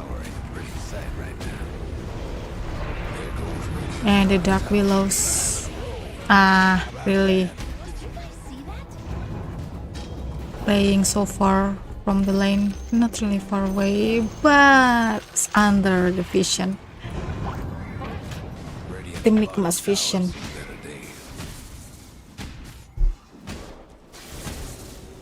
They see the water. I always call Morphling as water. Water.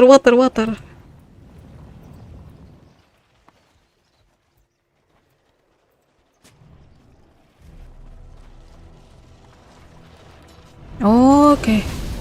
On the jungle, Omni Knight. I wonder. Just why? Okay, on the bottom lane, the pack.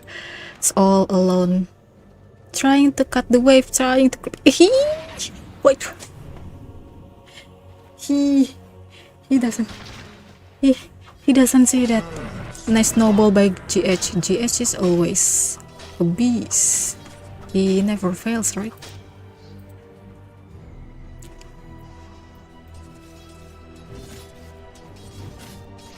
Sounds racist. What do you mean, JLo?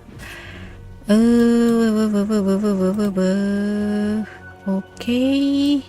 The pack is here again. But there is the Lucian Orb. Just to go back home. On the top lane,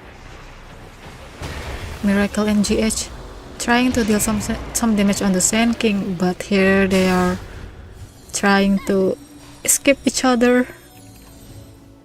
Really hesitate on making a move. When you call more water, so what should I call Morpling? Morpling is a water, right? What? Okay, on the top lane, the water is dead again. Okay, I'm gonna try to call more water.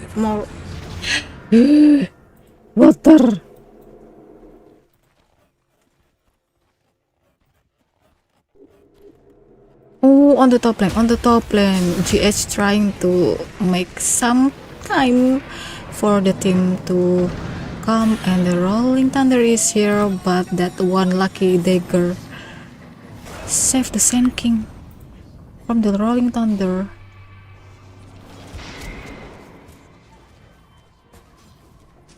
Usually I'm gonna call Sand King Scorpio to, like on my first time playing Dota. This is Scorpio.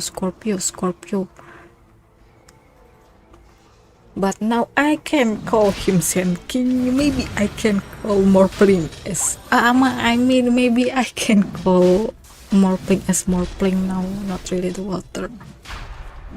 Whirlwind on the Roshan. Why I always see Whirlwind as some kind of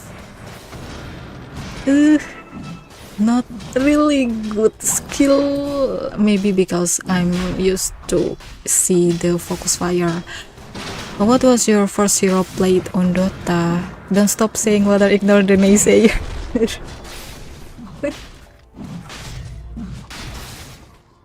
Maybe I can make up my own voice chat. They see the water. Hashtag Nea. Okay, wait. We can expect another fight. Nah, not really. Ooh, look at that Burrow Strike again. Sandstorm is here. Not really want to cast the epicenter, but terrorize here. Sumail is safe, but no, not really safe. Power shot almost hit the duck below. That's really almost okay. One Walrus Punch is enough. And the pack is here. The book is here. Just tip away. Goodbye, guys. Gonna show. Just ciao. Okay. Oh. We didn't see Pangolier on the latest fight. Still fighting, still trying to push. Didn't make it. Dire's top tower, you know. Aegis. Oh, freshly made Aegis still. So they're still trying to farm a bit while trying to push for the tower. And if they're lucky, see some enemies. Okay. On the bottom lane, there's another all of the skill for merely an Earth Spirit, but the Earth Spirit is all alone, so it's really worth it to just try to kidnap one hero. Just try to save the gold little by little, right? Boiling Rage. See, this is the water. It's water. Top lane. The pack. He's next on the Wind Ranger, but Wind Ranger is trying to group up with his teammates. Yeah. Okay, smoke from the teams. Burrow Strike on the panel, terrorize again, and then the stun also. It's pretty tanky. It's pretty tanky, is indeed so tanky. He survived the fight. He survived the ults, all of the ults. But then the Wind Ranger tried to find another food on the Omni Knight. Omni Knight, you are not Knight anymore. Again, Burrow Strike to save, but Miracle still has the Aegis, not really minding the damage. Weak Sick from the Miracle, and Sand King's double kill for the Wind Ranger again. It's 50-50 now. Nigma gave too much space to water. Oh yeah, let's see the item for the water. It's Blood Mirror and Mental already.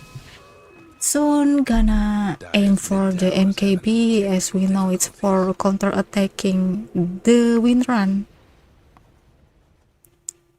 I wonder why Team Nigma doesn't build the vessel or more playing, but probably they think it doesn't really matter. They can just deal enough damage to evaporate the more playing. What was your first hero played on Dota? On Dota 1, I play Enchantress and Crystal Maiden and Luna and you know, like the basic girl thing. But the first one, yeah, I play Crystal Maiden and Enchantress on Dota 1. Oh, and Vengeful Spirit. Yeah. More playing. More playing. Morp is having a hard time farming. Mortimer Kisses can evaporate water. Maybe because the Morp playing is really shy. It's like, you know, Tsundere. Okay. Bottom tower.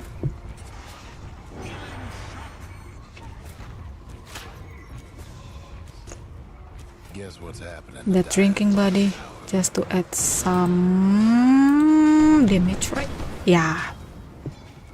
And The Dire best do something about that bottom tower. basic girly hero, yeah. Maybe the not so girly hero that I usually play is I actually play some heroes. Wait, more playing. The water is turned into stone. It's like, yeah, try to survive by imitating the earth spirit. Look at that. The Burrow Strike on the earth spirit. The spirit with the blade mail, it's protecting really the earth spirit before hit dead. And Sand King, look at that kiss again. Even the sand is evaporated for the kiss. And the wind here, we're winning. For the water again, water. You go back. But just wave away. Look at that STR attribute shift. Okay, took some time. Okay, we gonna see how many seconds it takes. And the wind gonna wave to the water. It's like elemental war. The sand, the wind, the water. I don't know if kiss is an element, but there is a kiss. Oh, the snow too.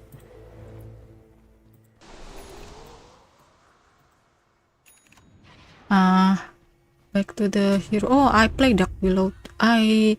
The hero that I don't play, let's say in this match. Okay, another Burrow Strike for the Miracle. Miracle doesn't have BKB. They know that Miracle doesn't have the BKB activate. Wonder what you call SF Shadowfin? Nevermore? Oh, you mean like the I still call SF as Shadowfin because he's cool, right? You know, the movement. I like Shadowfin, but I don't play Shadowfin. in this match, I play Snapfire. I don't play Task. I don't like the Walrus Punch. Smoke. They saw the smoke. It's 100% noticeable smoke. Radiant's top tower's in bad shape.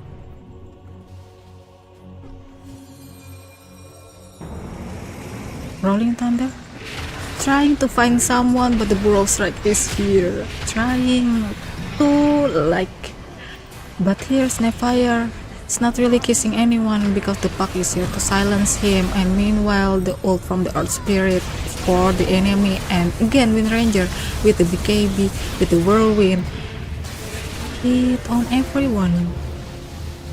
Like, he only just, okay, again Shackle to the water. And the Batlam again trying to really deal some damage on the enemy, but the enemy is really full on HP. Sand King is done, GH probably is the next. Okay. And also the Wind Ranger, okay. That's really interesting. Not trying to survive, but the Yules is here. No, not really a good fight for Team Nigma. Boiling Rage. Working Boiling Rage.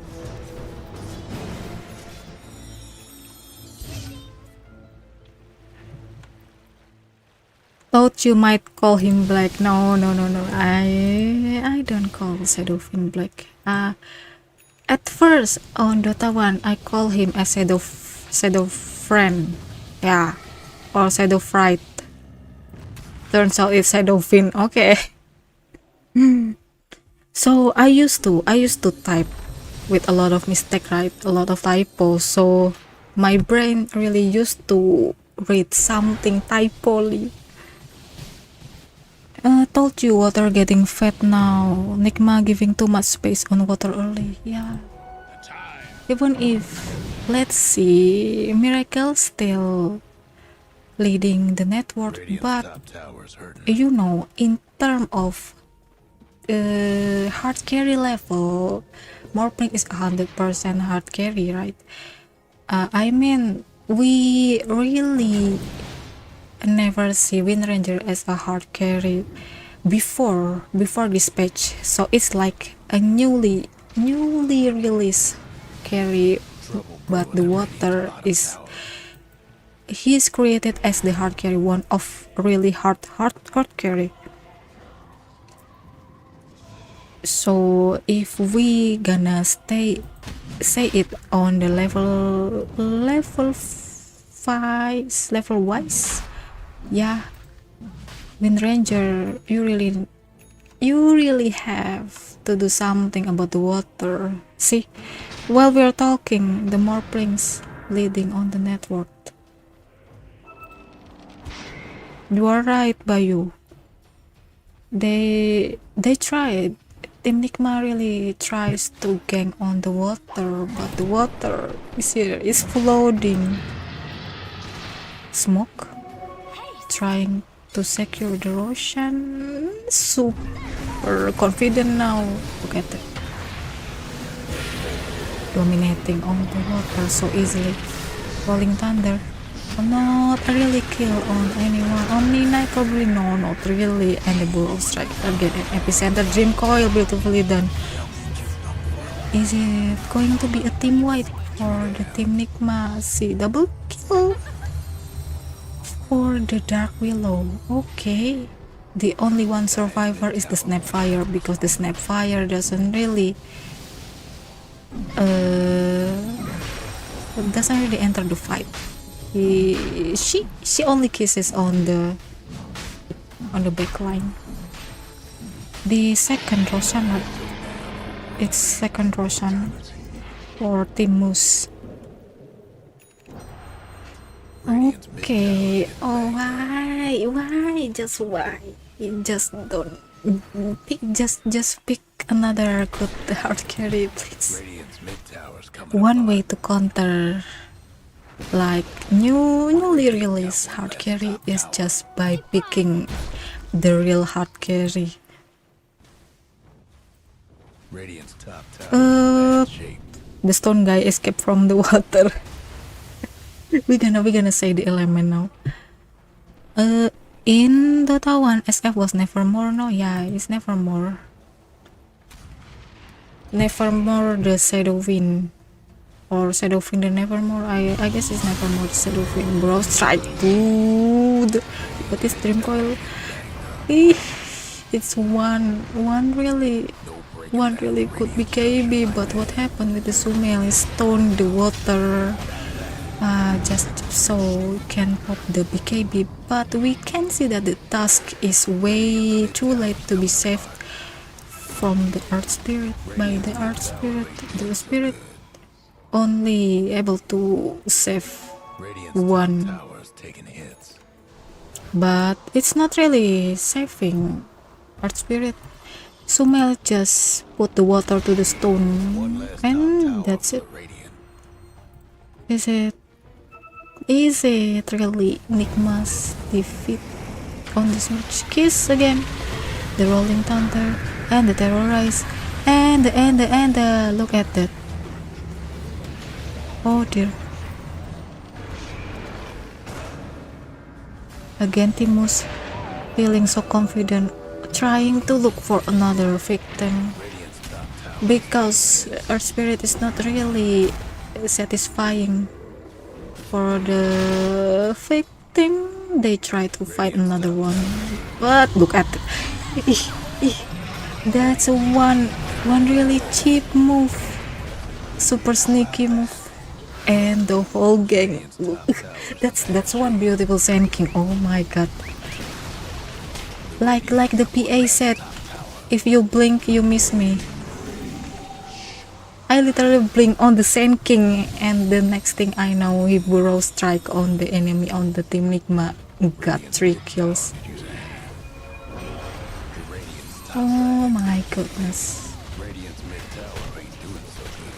Why? Radiant's mid rags taking some mid rags. Uish. Do we expect another counter attack?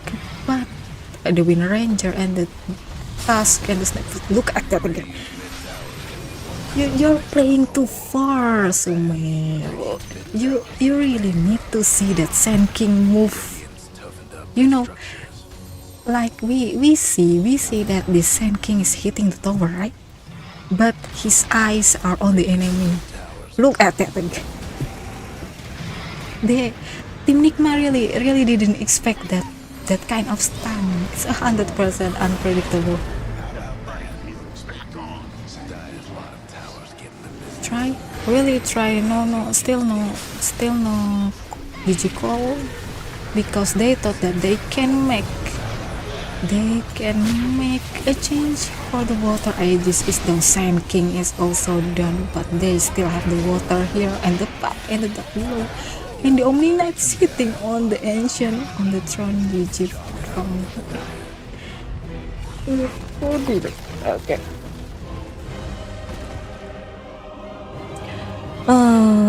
Updating my house on my Mouz. Your house is saved by you. Outdrafted again. Say Dota never gets old. Water is so strong. D&D. Nigma underestimate the enemy. Yeah, they're pretty chill on the early. They really should try to aim for the water. For the more playing, just try. I mean, the more playing doesn't really have that different pattern farming. The water only stays on the top, just like let's say 60% of the time he farms, he only stays on the top where he's supposed to be, only on the top. So just try to march for the more playing. But the thing is, the pack is also making a good space for the more playing, right? The pack, the Omni Knight and Dark Willow in the Sand King. Look at that. I wish I was Ruski. Tip this guy, please. GG's. I think Kuro the drafter. Nigma mistake was giving space more to farm on mid game. Yeah, like I count, there are 3 times that they let the water survive. Only 3, but it makes a really huge difference on the match.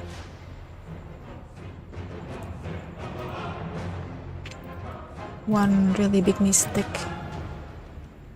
And we can see here on the network almost similar, the water and the butterfly and the sand king, but the same network happen on the 3 cores for the team Mouz. While, oh my god, this is unexpected to see the Dark Willows on the 1, 2, 3, 4, 5, 6 on the 6th place for the network. Just merely a support, but he beats Sumail's network. Okay, that's interesting.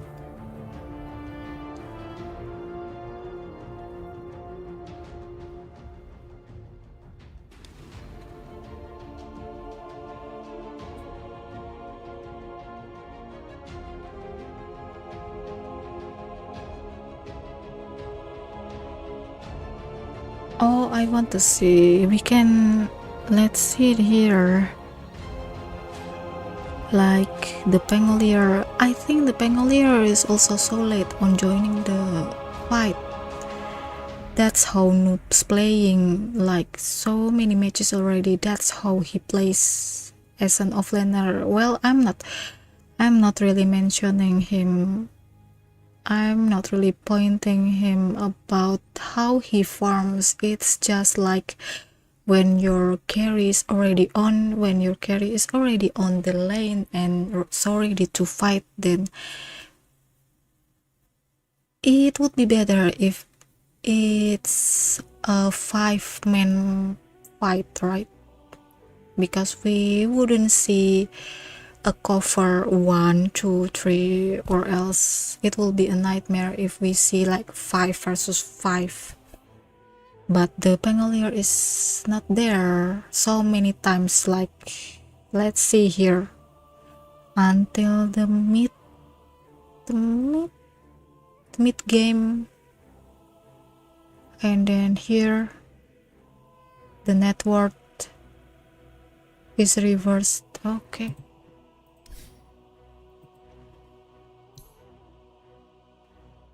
Next, where? Let me check the schedule.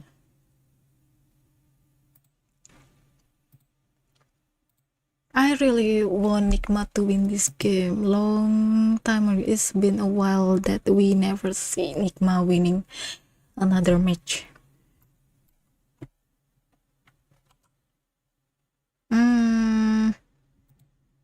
Where is it?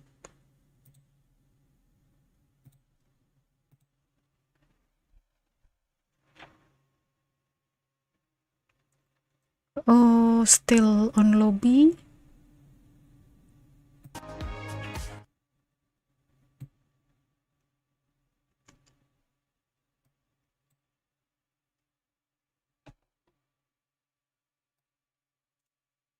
Game 2 ended, Zemo. So it's 1-1.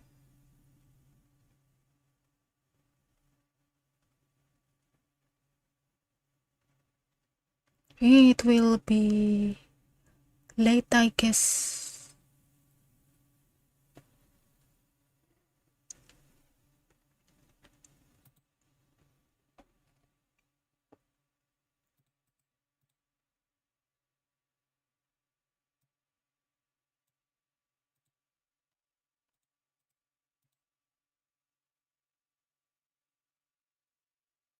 All right. Thanks, just joining. Welcome to the stream and welcome to the chatting. We love to chat while we discuss how water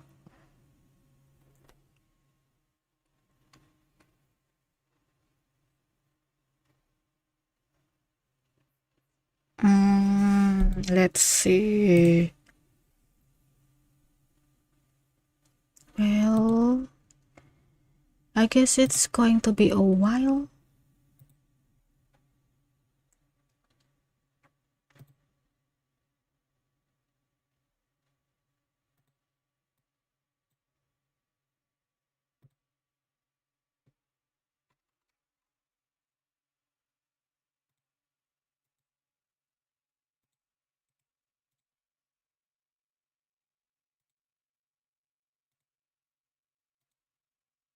See this.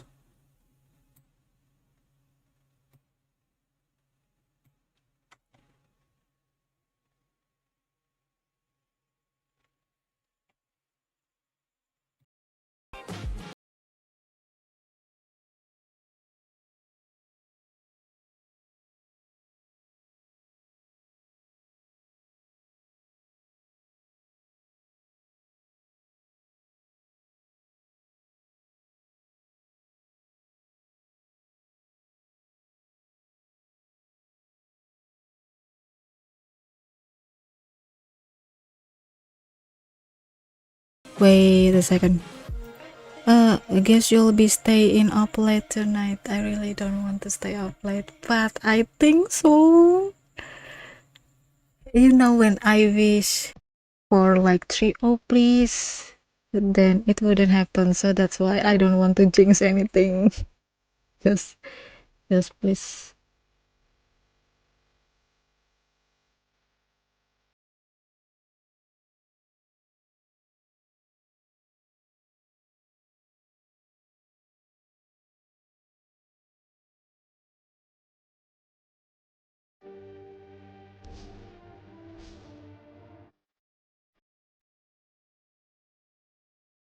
Where is it?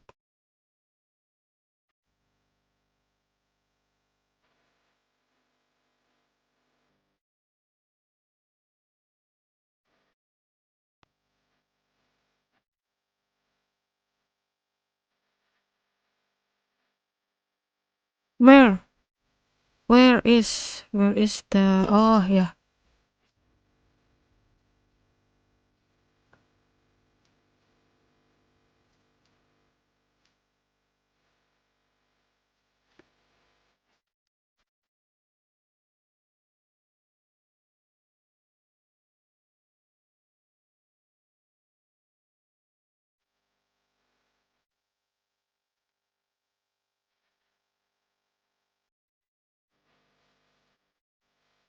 Oh, I mean, we haven't seen Miracle for a while. It's not bad to have him play mini games. Yeah, we really miss Miracle, right? I mean, all of Dota players gonna respect Miracle because he's so funny, he's a legend, he's so good at the heroes, and yeah, we miss seeing him, we miss watching him playing all kind of heroes. No lol, it's gonna be 5 game, kids stay till morning. Yeah, my mom's gonna roast me. I'm gonna be a boiled water like Morpling. Oh no, the previous Morpling is way too good, right? So good. Smells very good. Also, the draft tools are like his drafting is on a different style with Kuro. I won't say that it's on a different level, but it's on different style. Well, so let's hope it will be game 5. You guys gonna stay awake until morning? Oh my god.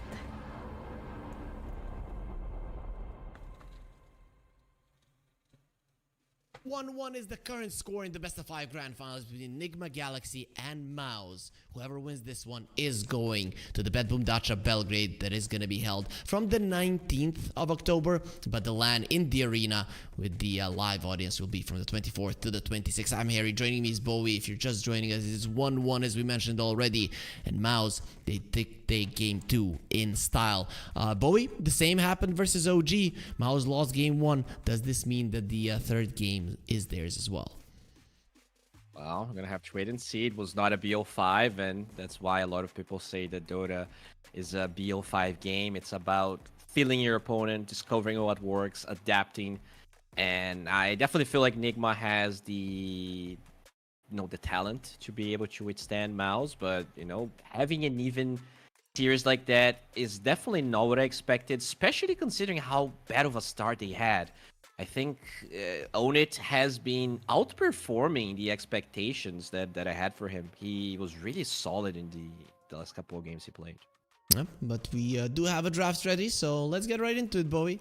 Let's see what the teams have in store. And usually at this time I need to be adjusting my feed to all of the viewers.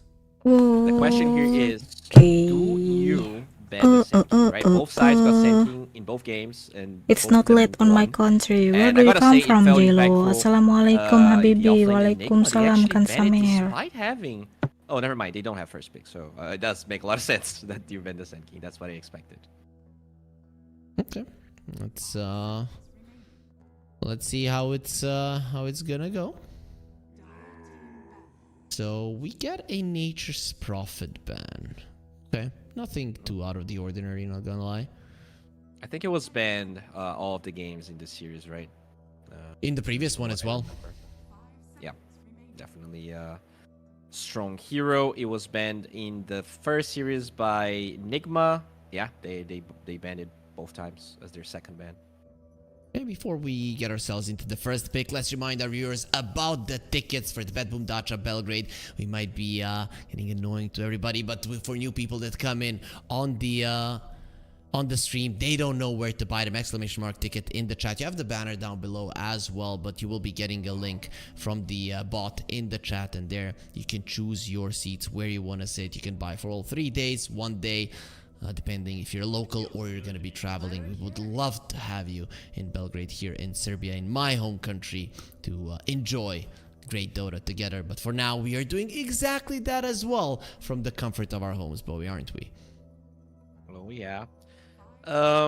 Mouse, I think their bans don't look that different. They banned Sniper Invoker in the first game.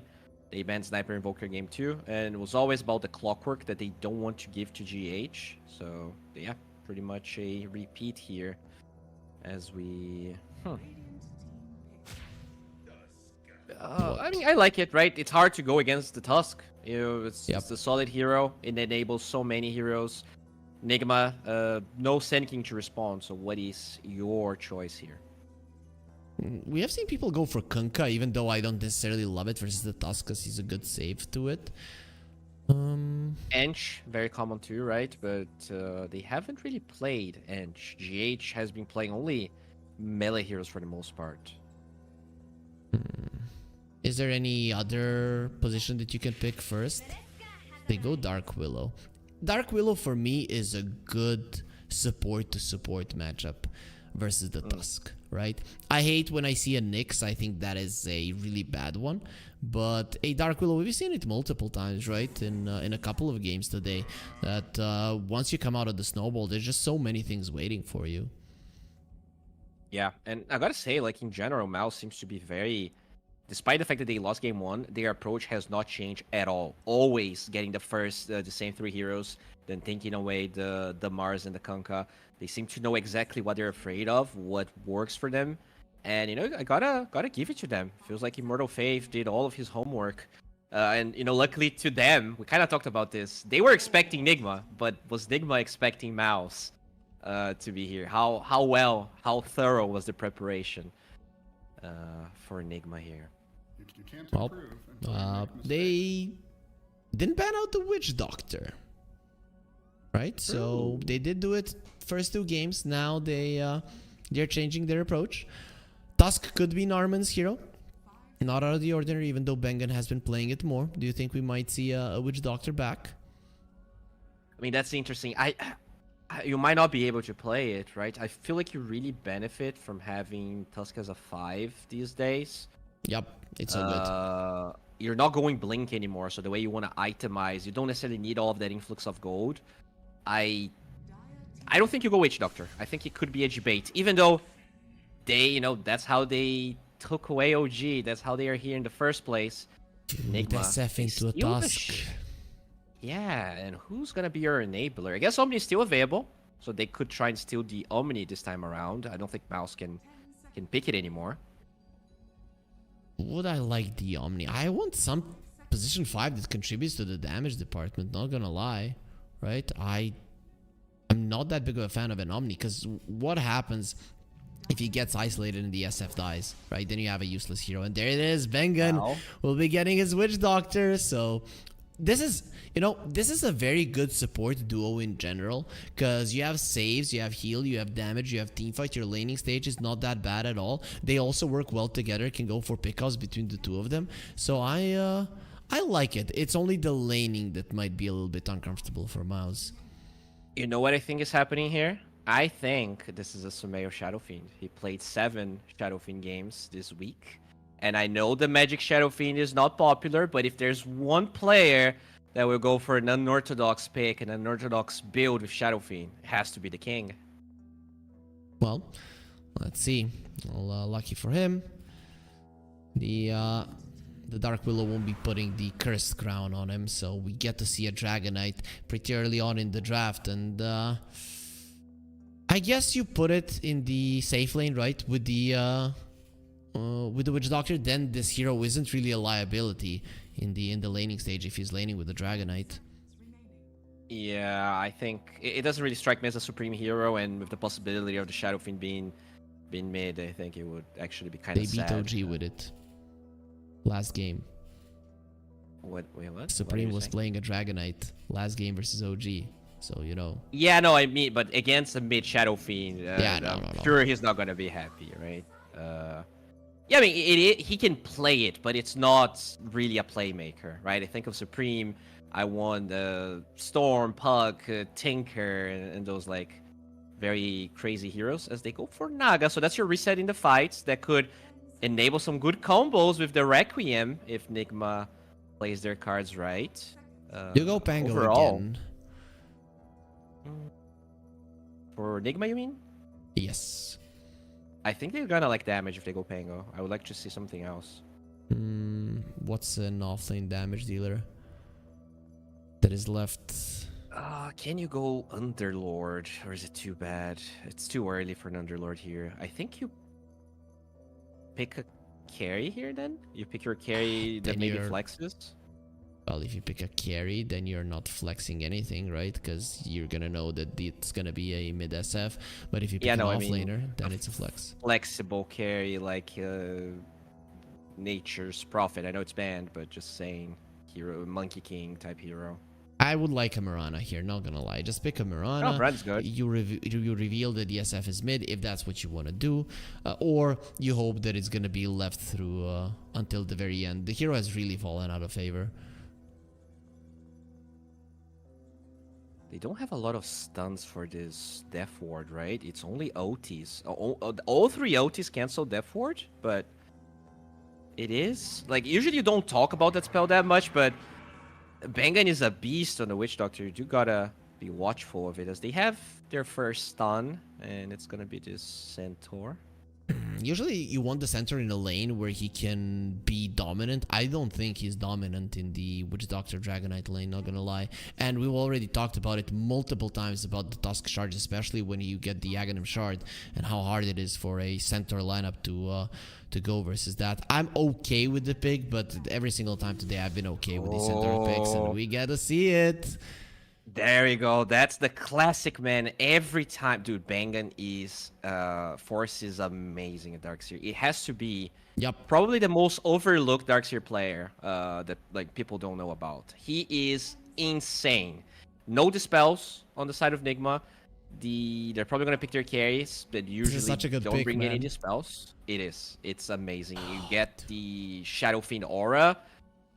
Nice. And then the Dragonite kills everybody. The only thing that is good versus the Darkseer here really is the Bramblusher. You can say sleep. It kind of stops this onslaught when they're running forward. But in general, this is as good as it gets. And I think, can you lane an SF into that lane? I think at this point you might just decide to put it into the mid lane so he doesn't get demolished in the lane.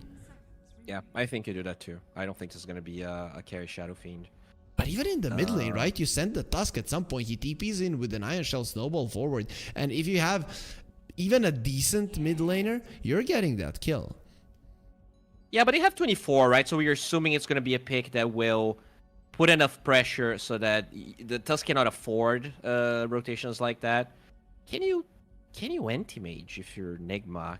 Could we get a miracle anti-mage for this one? Dude, okay, just stop. Stop. We're Dude. all gonna get hyped up. We're all gonna get hyped up, and then we're all gonna get disappointed every time. Darkseer. A lot No of catch. people. The only catch is DK, and you can reflect it. I think this could smell like anti-mage. We'll see. I don't know what the anti-mage smells like, but if you say so, I mean, could be.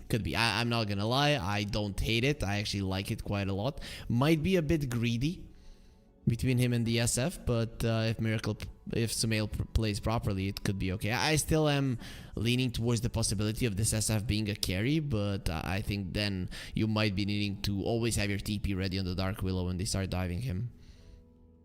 Yeah, it's tough because at the same time that the anti-mage does okay against the Darkseer in lane, eventually, you know, he gets his 6, he can actually kill the anti-mage. It's not that clear cut. But yeah, they banned the Laundry. That is one hero that Miracle did play, so gotta count for that one. We were seeing a lot of first phase Laundry bans after TI, and then people are like, okay, maybe you don't have to ban it this early. But against Miracle, you do not. What about a you don't allow him Troll? to do that. Troll looks decent, right? Because he's good versus the Maledict. When he uses his ulti, he doesn't really care about it. You can buy an Aghanim Scepter to dispel all the Darkseer spells, and Darkseer is really untouchable in this game, so maybe that's the way to go. That's true. I think it's not a bad troll game. I think this year did get nerfed a lot before TI though, so not sure how much I value it as a 24, but it makes sense with the eggs. I do like your argument. What do you pick here for your mid/safe lane then? Is there any here that could flex for the DK so that you don't know where DK is? You don't have to, but they could still go for that Medusa of theirs if they want to. Yeah, not that much damage on the side of Nigma for sure. But then they're anti-maging 100%. they're 100% anti-maging if you pick Dusa here. Let's see. They go Luna. Okay. Going Luna? They might be a little bit afraid of the anti-mage. Okay. Is it the Miracle SF? Is there a mid lane hero that's gonna change the outcome of this game? Something that can maybe destroy the Dragonite? Is there a possibility for a Huskar? That doesn't look that way.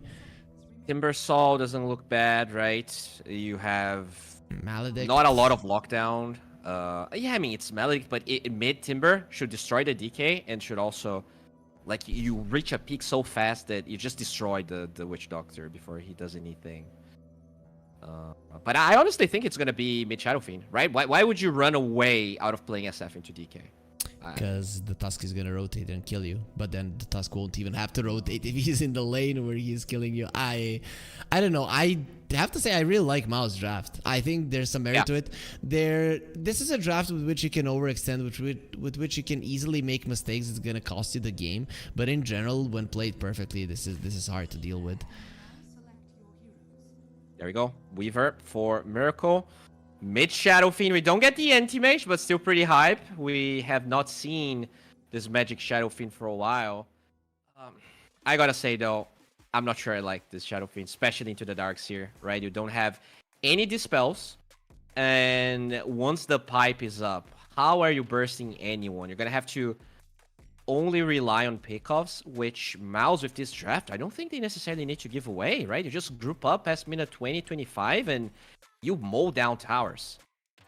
I'm trying to think about if Nigma can maybe play this fast, but to be honest, in the early stages of the game, Mouz's lineup is faster and better at rotating than that's the case for Nigma Galaxy. Not gonna lie, Bowie, does look like Mouz has an edge.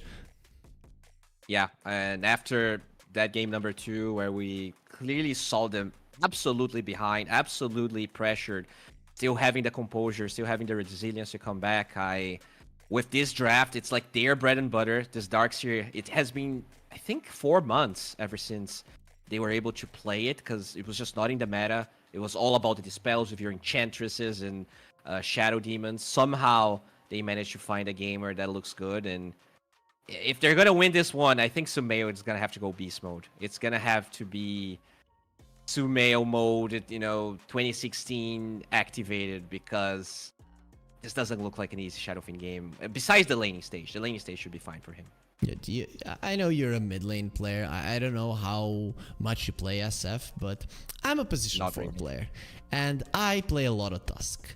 And when I play a Tusk and I see an SF in the mid lane, I am just rubbing my hands because I know that I'm gonna kill him 5 freaking times. Sumail is gonna have to be on point with his positioning, with his calls. The team is gonna have to know when the Tusk is coming for him, and it is so hard to be able to tell that every single time, especially when you're a Dire side SF from the Radiant side. If he TPs to the tower, the Tusk can very easily get towards you. So I'm thinking this is going to be a tough one for Nigma, but oh, it is a Radiant side SF. My bad. It's hard when we don't have it on the screen. Yeah, I'll say it though. I'm not sure it's that easy for the Tusk this game, because this is the type of matchup where Shadow Fiend destroys the DK so much that sure, if you rotate as Tusk, what is it that the Dragon Knight is doing to do damage, right? He's going to be super low HP. If he moves 40, he gets like the 4th raise and dies. You only have Brief Fire. It's not like a matchup where you're a Puck or a Quap where you can easily engage with your Tusk rotating. You know what I mean? I don't think it's that easy to punish Sumail in this game. Although, if you maybe rotate 2 supports or if you bait a rune fighting the rune, there's definitely some opportunities here. As he's going for the Shadowmire facet, it's been Nighttime? very long since I've seen that. They see them. You want to go for GH here, right? Because Miracle is probably not going to die. Let's see him. They got him. Well, if you started off with the first blood on Supreme, that might be a way to help you in the mid lane. And I'm not even sure that the Dragon Knight loses all that much any longer in any of the matchups, because I've been surprised, Bowie, like 1 billion times by this Dragon Knight in the mid lane. It's true. We're always like, yeah, Dragon Knight's gonna lose, and then he's like higher level, has 7 denies or some crazy stuff. But own it. We'll have to go through here. Gonna be poked, but nothing too major. Yeah, he's fine. Meanwhile, we are going to be looking at the laning stage right now. That mid lane is going to be starting off very well for the DKs. He does get the first blood. But talk to me about the side lanes, right? How well does this Weaver do? It was a last pick Weaver versus a Darkseer. Not a bad hero at all. Is he going to be able to do well in the lane? He does well, right? You don't really care about the double Ion Shell. Usually can disengage. Just got to make sure that you don't use Sukuchi aggressively. The Naga, though, I think that hero actually struggles, right? Not a lot of like, strength gain. Usually wants to trade based on armor, but past level 3, that lane is kind of a nightmare for GH. In fact, it might already be a nightmare here. Yeah, they pulled the wave. It is only level 1 Iron Shell, so really the damage output of that isn't all that high. But once you get level 3 on Force, that is when things become scary. You did get level 2. Naga Siren, if there's one thing that's good about this hero, it is that she has insane amounts of base movement speed, 330. Oh yeah, even in the land can litter away as they actually get some decent shards, but yeah, way too fast. There's no way you're getting on top of GH. He just moves, doesn't care. Both of the heroes are gonna get connected on with the bugs. They will remove them, but a lot of armor was already lost. Now the snowball forward, and GH this time around, has he gone too far? The movement speed is there. Narman, where are the shards? He's gonna get them. That's why he's chasing. He knows that the Deluge slow doesn't matter. Miracle's another low. connection. Miracle is also in some trouble. He does have the Shikuchi. Wanted to get those hits onto Force. Not gonna be happening, but he's also not gonna be farming underneath the tower. Force, does he want to die here? Doesn't look like it. I think you want to die, but at the end of the day, even if you die, Miracle lost a full wave of creeps on their tower there. This is really not ideal, and he's now chasing, so even if he gets the kill, still losing more creeps. Sumail, he is asserting dominance in the mid lane and getting Supreme lower. He does have those stick charges, and what a snipe on the flag bearer creep. You didn't want to give that money away. Meanwhile, on the top lane, people are also getting low. There, nobody will die, at least not just yet. How didn't Force die? That's crazy that he's still alive. Maybe he actually would have preferred to die, but you know, they don't give anything to Miracle. Not really having a lot of fun here, despite getting the 24 pick for himself. Well, he is farming okay-ish, 11 CS, not too bad. Olnit is the one that is having a hard time. There is a creep wave, a big one at that, or 2 creep waves basically, that is coming to his tower, so maybe he'll be able to equalize the CS a bit, but definitely not looking great. Yeah, but this lane actually gets pretty hard for Noob, right? Level 2 Maledict with level 2 Lucent Bean. We might be able to just run down the Centaur Sumail is dominating this lane, even with the first blood. Imagine if he didn't have first blood. Yep. Just absolute domination from the king as we Blood expect. boots. I love it. That is the way that you play versus the Tusk. It's all about positioning.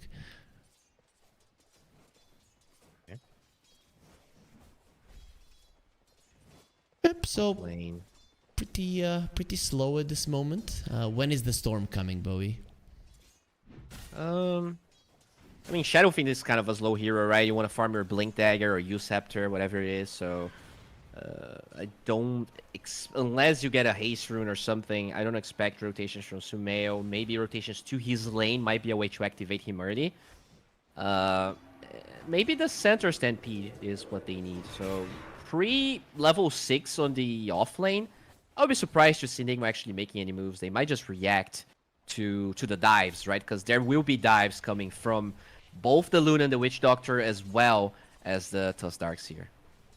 The best hero of theirs to react to the dives is definitely this Dark Willow. So Good vacuum. Yeah, perfect one into the shard. GH gets pulled back. They're losing a solid amount of armor because of the bugs, and they will be taking out GH. So 4 is quite happy with that. Now they're going to be dealing with the Swarm Miracle, so needs to be careful. 9-1 charges in the Healing Lotus, so really not close to death, but we all know what happens with the Weaver when he gets caught. And you know, despite all of those last hits, the SF is behind in net worth to Supreme. That first blood is really coming in handy, just like the tickets are going to be coming in handy for all our viewers. Exclamation mark ticket in the chat to be able to get that one so that you can travel to Belgrade between the 24th and 26th of October as Supreme is getting pulled in.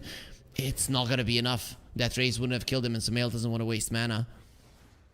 With the raindrops making the Dragon Knight very hard to bring down. And you know what? I haven't checked the facet of the Darkseer, but low-key, if you went for the attack speed facet, when you have a Tusk drinking buddies, he actually becomes kind of a cool right-clicker, at least in the laning stage, right?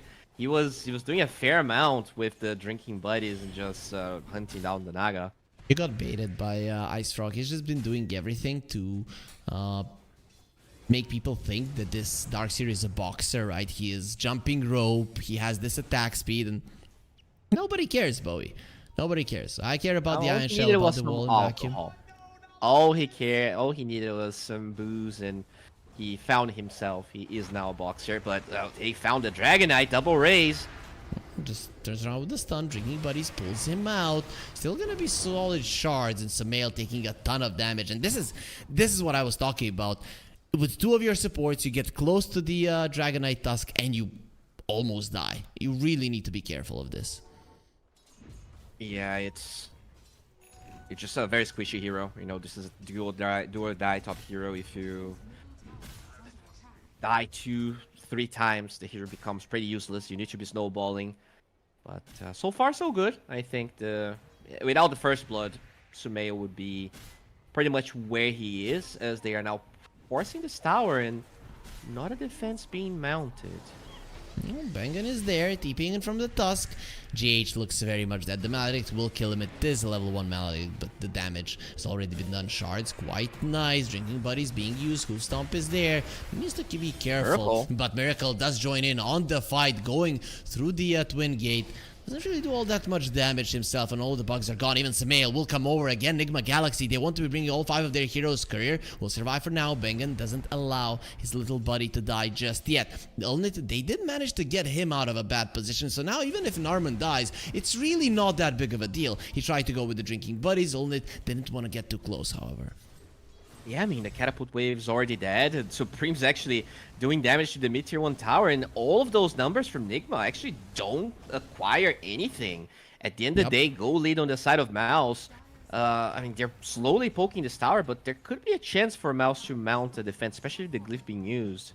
I think Luna doesn't necessarily care, right? Because there's no Blink Daggers on the other side just yet, and even if you lose that tower, you still have a big jungle to farm quite safely.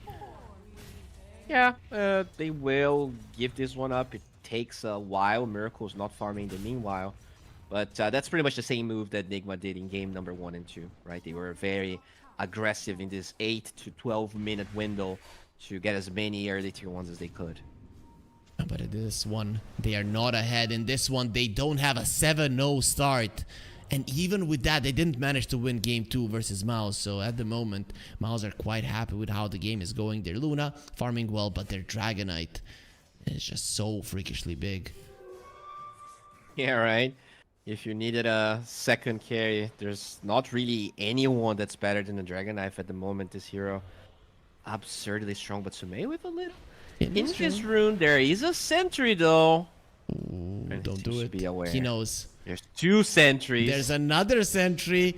Okay, now he's gonna be aware of this because they just moved very quickly in a very weird way. So it is quite obvious that the sentry was there. Alright, they don't bait the Requiem, but at the same time, they don't get affected by it. It is now time. Farm the stacks gets scouted by the Naga illusions, but Mouz will be able to benefit from it. Well, GH does want a little bit of experience there. He's trying to leech it. I don't think you leech from large camps anymore, right? I think it's only ancients that you can leech from. Really? Yeah, It's not I think, shared? Like, I think they took that out 3 years ago, maybe. I remember. Well, Really? I didn't see the bar move there, so I'm Okay. pretty sure it doesn't. Okay, that's fine. I can't believe I missed that. It's been a while, but time for the stacks here. Omar will get some for Nigma as well. Stampede. Used. It's a defensive one, just to run away from the Eclipse. Only try to go for a solo kill when there's no Blade Mail on the center just yet. You can't try to do it. Trying to kill the Dragonite, he gets the stun off onto the SF. That's the main damage dealer, and then easily you can just walk or fly away however you like it. Mouz now all 3 of their cores at the top of the network charge. The difference isn't that big, Bowie, but it is still a statement from this team. Yeah, this is looking. Miracle. No ball. Vacuum. Does look like he's gonna be fine. Uppercut punch. He does have level 6. Doesn't get it off. They wait for the time lapse. Maybe could have killed him. It is gonna be used now on Omar, who's just dying to the Iron Shell. Narman doesn't have one on him. 4 still alive.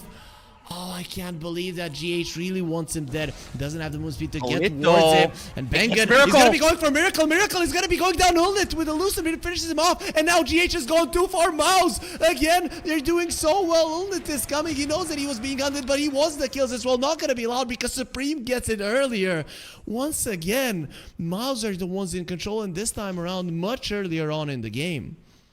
They get baited so hard. The healing from the Witch Doctor, the raindrops, the wand, buying time, and they just out-sustain this damage of Nigma. That was very split, and it kind of goes back to the Shadow Fiend, right? It is not a hero that wants to be diving for these weird fights. If you have a rune, you can go for it as Sumail did, but very good sentries for Mouz. Before you have that Blink Dagger, it's just not easy for Sumail to contribute. In fact, he rushed Akaya. Okay. Let's see how that works out for him. Yeah, so far.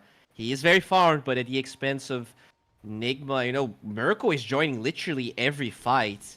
So in a way, Sumail is kind of holding the weight of being the carry. And as this Magic Shadow Fiend, you know, we haven't seen that for a reason. So they didn't block the illusions, but the smoke got pinged out after the dragon form of the Dragonite stopped. If that shows through smoke, that is a bummer for Mouz. Yeah, but doesn't matter. They're gonna get this tower no matter what. They will maybe trade that for a mid-tier 1. It doesn't look like there's anyone mounting a defense. So I guess both sides happy. Maybe even a little bit better for Mouz, just because the mid-tier 1 seems to have a little bit less value these days. Before the Centaur gets the Blink Dagger, it doesn't really do much. But once he has it, if you do not equalize the mid lane towers before that, it is gonna be something that Nigma can utilize in their favor. I think that's usually how it goes. Yeah, own it. Getting pretty big. He wasn't having the best time in the laning stage, but once again just recovering, because Mouz has been putting a lot of pressure, always matching the numbers of Nigma and allowing their carry to flourish. And if that was not enough, this Dragonite is just as farmed as he is. Link Dagger out. see. He's gonna be going for a Mage Slayer. I like it, right? Especially versus a Not magic bad. damage dealing SF. Yeah, I mean, it's all magic besides the Weaver. I really like the Mage Slayer here. Yep, and Alongside speaking the of magic, pipe, and good luck healing the Dragon Knight. Pipe is gonna be there in like 500 gold. I mean, Force is farming extremely fast. And look at Bengen's positioning. When you have the greedy, you don't really care. Is he out? Okay, just use it. Yeah, kill him. Still, that is a 3-minute cooldown here being used for a support kill when you have to move 4 heroes. It is not ideal. Nope. And he gave so much info to his teammates as well, right? They knew exactly where Nigma Galaxy are at. It allows them to shove out the waves, get even more farm, and really this skill doesn't benefit you even one bit. No, it doesn't. Doesn't really put them forward in any way, shape, or form. It allows the Dragon Knight to keep farming that Mage Slayer. The pipe's going to be up, and I think that's really the timing where you could see Mouz going for another smoke. It would be nighttime, so you could even bring Onid along for the vision. Can you walk into Roche? There's no song, right? Nighttime comes, you have a pipe. It's a bit slow. I think if it was tag team, you could do it, but I think you just go for a smoke. Okay. Makes sense. Makes sense. Also, you go to the LAN and you do it by writing !ticket in the chat. You get the info to buy the tickets and be in Belgrade from the 24th to the 26th of October, everybody. Me and Bowie are going to be there on the final day, so come say hello if you see us in the crowd. We're going to be easily spotted, I hope, as Mouz are in a smoke. You talked about it, that this was the timing for it, and that would be quite nice. But that mid lane tower is the best objective to get, and there it is. It does go down. Yeah, they get that one. Kayasha up for this Shadow Fiend. I think they're just relying on the song to set up those Requiems, but it is going to be down for a pretty long duration, as we said, and with the pipe. Is it going to be enough damage? So far, I'm not sure. Oh, Noob is going to be getting close to his Blink Dagger. Very, very close to it. 300 gold before he does finish it. Omar, he does take this wave that would have allowed him to do so. So, a little bit of a greedy support. But overall, the farm distribution on Mouz is so much better. This is not a 1k gold lead. I mean, it says it is, but it doesn't feel that way. It really doesn't. Like, this Weaver is not a threat whatsoever. They do have the Blink on the center, so I think that's when we might see Nigma going for a smoke of their own. As you said, very close. Miracle, though, doesn't even have a Maelstrom. So the trading farm here just doesn't benefit them, because you're never going to farm as fast as a level 12 Luna when they get another tower. This might be the play for Roche now, though, because the way that the Nigma heroes are spread around the map, They're going? I think really benefits them. There we go. Why not? Just walk into there, and that's exactly what they're going to do over at Mouz. There we go. Drinking buddies. Luna will be hammered today, but we'll wake up with an Aegis under the pillow. Yep. That's going to be a nice grab to take back home. The scan was used. The Nigma Galaxy do look like they're thinking of coming in, but they were under vision when they smoked. Mouz are aware of this. They're still going for it. They feel like they can do it, but there is a sleep available. Somebody needs to go out. Somebody needs to shut the mouth of GH, because if he sings, it's going to be a problem, and they do get the Aegis beforehand. Now, running in with the center, he might be the one in trouble, even with the Blade Mill Terrorizer. No way. It does keep them at bay. Sumaya with the Requiem. They have a snowball. Yeah, there it is. So it doesn't really do all that much. Only just walks back and goes in. The Glaze are gonna start bouncing. You're too deep. You're inside of a wall, and your head will be broken on it. GH is the only one who gets out. Mouz are now in full control. They even retain the Aegis.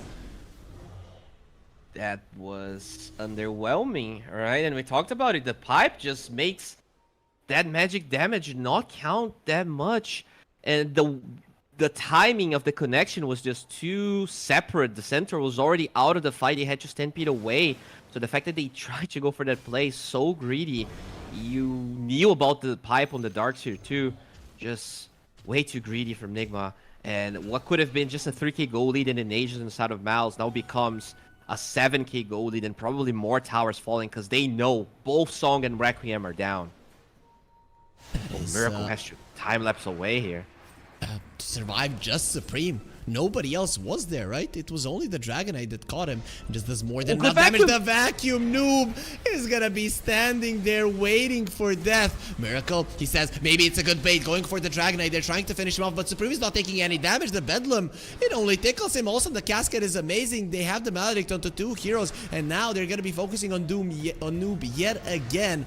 Also, no they time have lapse. the stun. You don't have the time lapse. You can't turn back time, and you would like it to turn back to the draft because that's where Mouz got a huge advantage. Maybe to that Roche would be good enough, but at this moment with a 10k gold lead, they are in full control, Bowie.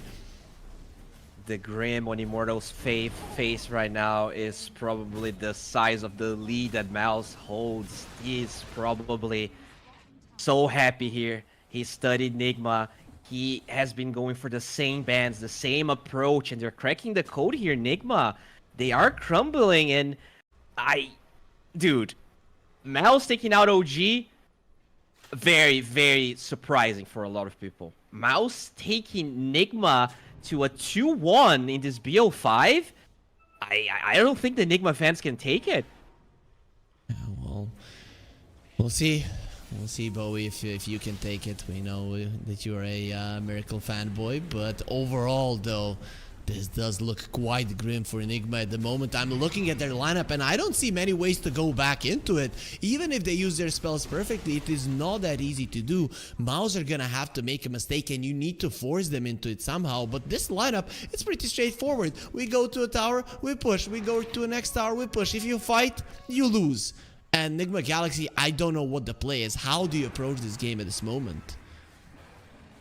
You have to wait out the ages, right? As you said, if you fight, you lose, and they were trying to split up the waves here, but they will find... That's a good terrorize onto a hero that is the only one that had the lockdown left. Very nicely done. It will steal your Tormentor anyways, and I think Banga would be pretty happy with 1 shard. Who takes it? It's not. I think Narman is fine as well, right? Because we talked about the Centaur. Even the Weaver running away through the shards, it's not easy. Sure, nobody's going to be blocking you in like the Centaur, but it's still good enough. And you can block people in the wall in the way that makes them even slower leaving through it, right? You can just like create these choke points where you pretty much just die because there's gonna be glaives in the cleave of the Dragonite just shredding. It's 21 minutes in. They're knocking on your door. Hello, it's Mouz, and they're also very close to opening another door, the door to the LAN in Belgrade. GH sings only to save himself, nobody else. I don't know if that's even worth it. I mean, it's worth it to live sometimes, and I guess the worst part sometimes is, well, if you're living but you're watching your team lose, then is it worth living? Some people would ask that question, as now Bengan gets his shard and the supports. I mean, I don't know how to come back from this. You know, it was a 5% win probability, and I think Gaben is with us in this one. Like, it's going to require a huge mess up for Mouz. You're gonna have to split up the map, and that's kind of what they are good on Nigma anyways. They just never really got to play that split push pick-off style of Dota with the mobile Weaver in the center because they were just behind. The supports didn't really get the levels early on, and I think Sumeo's build was too greedy, man. This Kaya rush, I'm not sure I'm down for it. Well, at the moment, when we're looking at it, I'm not down with anything that has been the side of Nigma in this game. But they're still in it. They still believe that they can win. And they are going to be playing it until the very end. The end might be near, though. But they are still going to try and do their best on Nigma Galaxy. It might be near indeed. No wages, but all of that lead, all of the aura items. If Nigma is taking this fight, they're gonna have to wrap around. They're gonna have to do some miracles as they jump on it. Oh, look at that wall, though. They vacuum into all of them, and now you cannot escape. There's the shards with the wall. Buyback on Sumail. Miracle. He still has his time lapse in the Gleipnir, but you did no damage. You basically did nothing to your enemy. It did not tickle. You have so many auras. You have the protection of the Tusk. How are you ever killing this Luna? Sure, it doesn't have an Aegis, but it's... You need way more than that to get this kill, and this is going to be the first line of barracks. Yeah. There's no way. There's no way you're You stopping can't get this. close. You can't get close versus Illuna. When she enters your base and the glaives start bouncing, that is when the real trouble starts. They get the melee racks just before the backdoor protection, but the next wave is going to be coming in, and the illusions are probably going to be dealing with the range axes as well. Well, nicely done by Sumail. Yeah, but really doesn't change the position of this game. I think this is the time to strike, right? You have to send this Luna, have to send the supports around to deal with the side lanes. That's when Nigma should maybe look for an opening, but he quickly group up here, and Nigma's timing, the window is so narrow. Yep. The problem is that narrow window, even if you catch it with the amount of goldie that Mouz has, winning a fight seems almost impossible, and Mouz are already together. When it's 5 of them, you cannot hope to win a fight. There's no chance.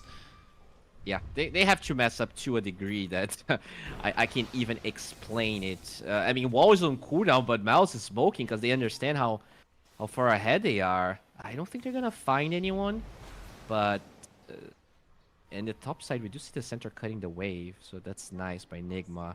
It makes the lane pressure not as overwhelming as it could be. Bangan is bringing in the mech. He doesn't like that his Gree really isn't giving him all that much money. He didn't give him all that money versus OG. He's probably thinking, what are these no-name teams I'm playing against? They can't even kill me once, so that my Gree is worth it. So going into game number 4. Okay, you're already out of this one? I mean, do you bend the Witch Doctor? That's just the question I want to make. Because, like, Bangan is making an argument for this guy, man.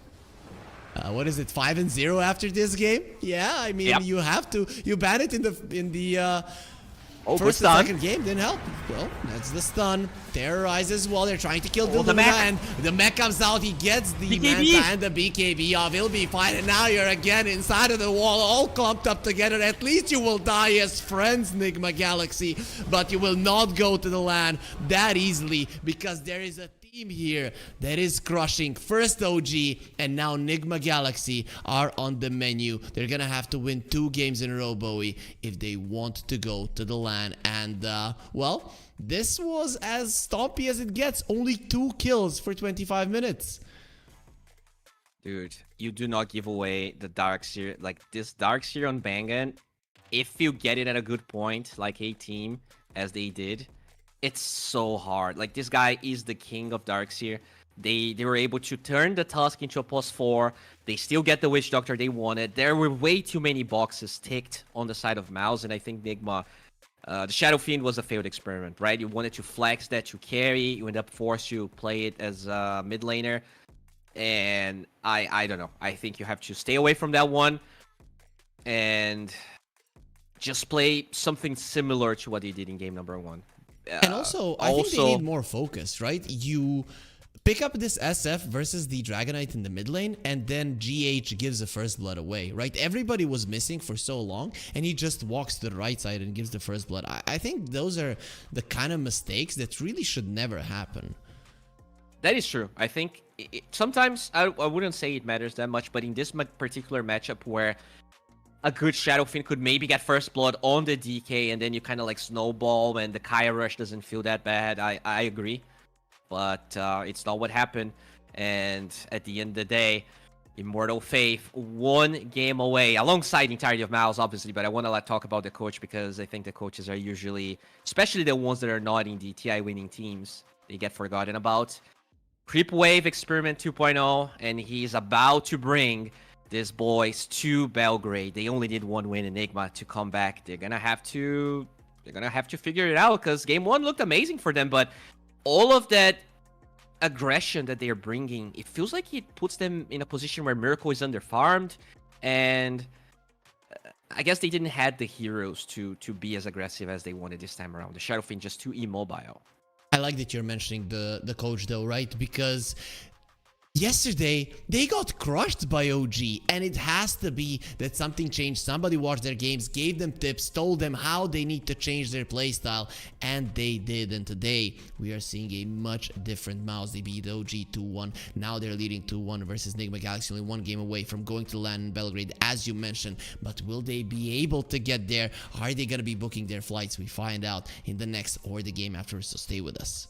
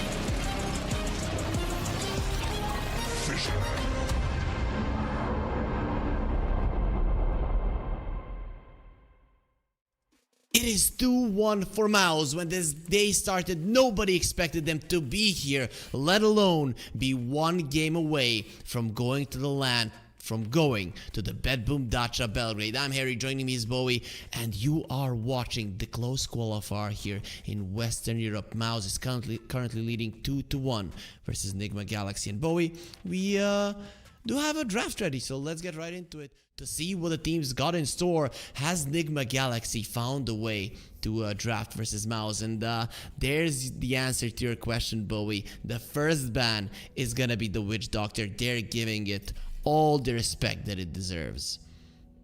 Yeah, but you know, it means something else is gonna slip through, especially when you also have to remove the Tusk. So Nigma Galaxy literally removing the entire support duo. Heroes like Sand King are gonna go through, and the question is whether Mouz wants to give Nigma that, because you know that Sand King was what won them game number 1. Sumail was clean, he was smooth. I don't think you'll give that one away. And well, they will, because or else Shadow Demon would go through. All right, I need a response to the Sand King. Is it the Kunkka, right? Without the Tusk, maybe that's what you do if Sand King shows up. Well, let's see if that's what they're gonna do. So we see a Primal Beast being banned out, and instantly they go into the Sand King. That is the hero that allowed them to get the victory in the first game. Yeah, thanks for repeating what I said. I'm fighting here with my feed, Bowie. Don't be mean. It's okay. I'm also fighting with my feed, so we're not alone in this one.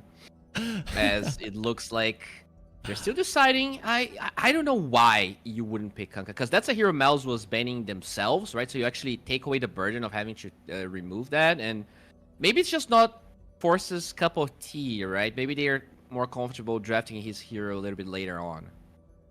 Well, we'll see if that's what they're gonna do. And since I'm done with fighting with my feed, now I'm gonna be doing the great production work that we are put here to do, and that is also includes repeating to our viewers to go and buy the tickets. You have a banner down below, or you can write an exclamation mark ticket in the chat, and you can buy those tickets to be in Belgrade from the 24th to the 26th of October, where at least on the last day, me and Bowie are gonna be in the venue to say hi to everybody. Come take a picture, come say hi, and of course come watch the best Dota in the world. What the hell is with the first big storm? Yeah, like they lost picking Storm later into the game. Oh, so this is a great against response. Sand King. Yeah. So they pick it early this time. I am speechless. That's okay, right? I think the Willow was a big part of why there was always enough lockdown and enough damage to kill the Storm. I think the only reasoning I can find is that Mouz is gonna pick Willow as their first pick in the second phase. Otherwise, I don't know why Nigma wouldn't do the same thing. Maybe they're gonna ban it, right? That's also a possibility. But I like the pick, right? Because you jump into the brambles with the blink, and then you can't burrow strike. It is a very nasty hero to play against as a Sand King as well. And Nigma are gonna ban it. Okay, yep. There's the respect. All right, so the support duo here, they are definitely gonna be challenged to play a couple of different heroes. We'll see what exactly they're gonna find. Clockwork is in the pool, so I think if you're Mouz, you maybe even get it, even though it's not great here, but just to take it away from GH, or you ban it.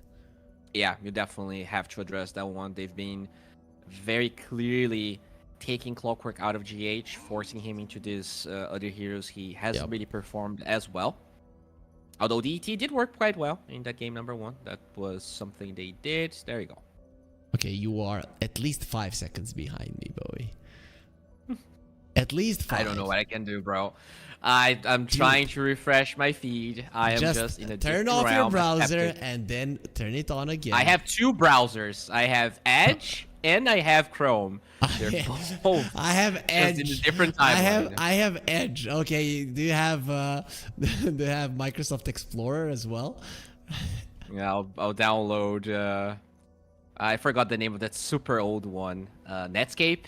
I remember my father using Netscape because he was an IT guy. Oh, that's pretty cool. As we do get to see a Mirana. It might be Norman. We know that he's really big on this hero, but Tolnet has always been good on these ranged heroes, and they're currently in the meta. So Mirana, that has been ignored quite a lot, is finally back in the fray. We haven't seen a single Mirana game today. I don't think it has even been banned. So Mouz pulling out something different. Mirana of Mouse in the tournament, and even though I like the hero, I can't help but feel like against Sand King, that's also another very squishy hero, right? Even as a support. So I'm surprised that's what they ended up going for. Maybe they want to pick a Kunkka. They want some like lockdown to chain kills over and over. But right now, I'm not that big of a fan of this pick, to be honest. Okay, so what do you get for GH? I think you again go Elder Titan. You just go Elder Titan and the Wind Ranger here. I think that would be very, very smart. And then Mouz gets a Kunkka, as you mentioned. I think that is a pretty normal way that this draft could develop. You go Hoodwink. Okay, so that's Burst. Gonna be some... That's the follow-up cache that they wanted with the Sand King, right? Willow Yep. is out of the question. I guess Hoodwink, even more than Dark Willow, can actually engage through tree lines and is able to like maneuver quite well. So usually But can be in a Force position. Staff is so good, right? Yeah. Okay, so what do you pair this with? You can probably... You get another support now, right? Because you want to Yeah. leave the Sand King as a flex. There's the Titan. All right, worked in game number 1. Yeah, I mean, it's strong, right? Usually you can pair it with a lot of heroes. They have a lot of magic damage, so there's some synergy already with the rest of their kit. I like it.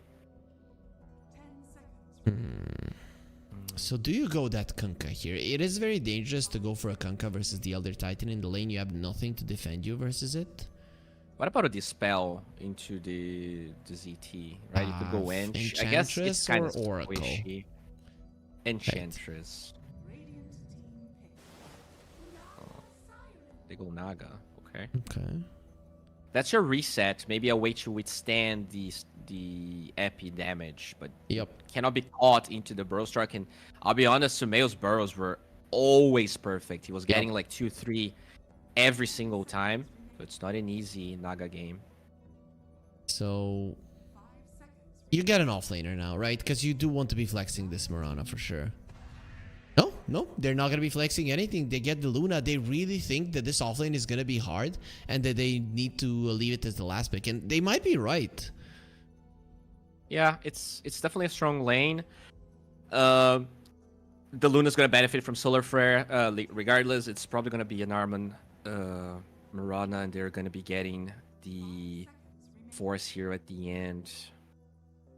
What's a good matchup here? You can probably pick the carry, right? You know it's going to be Naga Luna. You mean, yeah, you could pick it and then the enemies don't know what to ban. Morphling? Yeah, I think that's the way, because you flex the Sand King. Morphling is... Well, Morphling is good. They don't have that much lockdown, at least so far. And you ban Darks here, right? I think you pick Morphling, ban Darks here, and you're happy. Oh, they get a Kunkka themselves. Okay. Dude, this team fight of Nigma is so scary. Like, if you look at it, doesn't get much more team fighty than this. Every single one of their heroes has an AoE stun, and they do massive amounts of magical damage. And that was my problem with the Storm game 1. Like, storming to tanky heroes is very hard to play, and you have 3 very tanky heroes. I think you ban Timber now, right? If you're playing this Kunkka. Okay, they take away the Doom, but Timber 24 here for Mouz still looks quite scary. So this is a Morphling ban. That's number 1 for Mouz. What is the second one that you want to get rid of? Probably Dusa? Like Dusa with Pipe plus... I like Dusa. Honestly, I'm not sure if that's something. Let me check if Nigma played it. They have not. They banned the Urkel Wind played Ranger. Wind Ranger, Luna Mirana, SF, Lone Druid. Oh, Lone Druid is one that maybe you have to be worried about, right? With the run buff on top of it. Are you afraid of it when you have the last pick? I think so. That hero's toxic as hell. I would always take it out. Then you're gonna be leaving a Morphling and a Medusa. Okay, I like it. For a Morphling and for a Medusa, I think both of those heroes are you're able to deal with. But nope, they ban out the Morphling, so they think they can deal with the Lone Druid. Well, we're gonna be finding out if Nigma Galaxy do pick it up, and I do like it here. Not gonna lie, because you are missing a little bit on the tower push, and that's where that hero comes in handy. It peaks really, really fast. It's another extremely tanky hero. It's universal as well, so sure the Timbersaw has damage because it's melee, but it's not going to absolutely obliterate you. And then you have Run buff on top of all of that tankiness. There's like this, as you said, the team fighting was looking scary. When you group up with the Lone Druid, it's just even more overwhelming here. What would you ban then? What deals well with him? I think if you go Lone Druid, you don't care about the darks here, right? And you probably leave that one. Maybe something like an offlane Monkey King or something weird like that. I say ban Medusa. Okay, yeah, sure. That's the more consistent approach. I think Just get a Medusa is Timber. more of a reliable hero. I like the Timber a lot. Like, you just ignore the Dusa in the fight. Lockdown is the problem, though. I think you just kill everyone else, though, right? Because you have reach with everyone. But maybe if you want to go a different route. Mars is in the pool. I don't necessarily like him. In the arena, you're still gonna lose the fight. They go Timber. Yep. Cool. I'm fine with this, right? Even though you don't have an amazing amount of lockdown, you have this ability to, with the Timber, go into the fight. They start dispersing, and then Storm catches one arrow, dies. Or there's a net arrow, and the hero dies. And that is a smart way. Kill the supports first. Survive through the rum. The enemy damage output isn't that high. Make sure that you get an early pipe. I think it's... there is a way to play this lineup for Mouz, but it's not easy. Yes, and I think this is one of the better drafts we had from Nigma so far. Now, they actually have team fight. It's not some cheese type hero that they're trying to run. It's very stable. It's very consistent. And I think when at the end of the day, when you look at the players on Nigma, there's an argument to be made that they're just slightly better skill-wise. Not by a lot, but slightly better. And just having a consistent draft, a draft that doesn't have like too many crazy things happening, it allows them to show their prowess. I like this draft. I think it's good.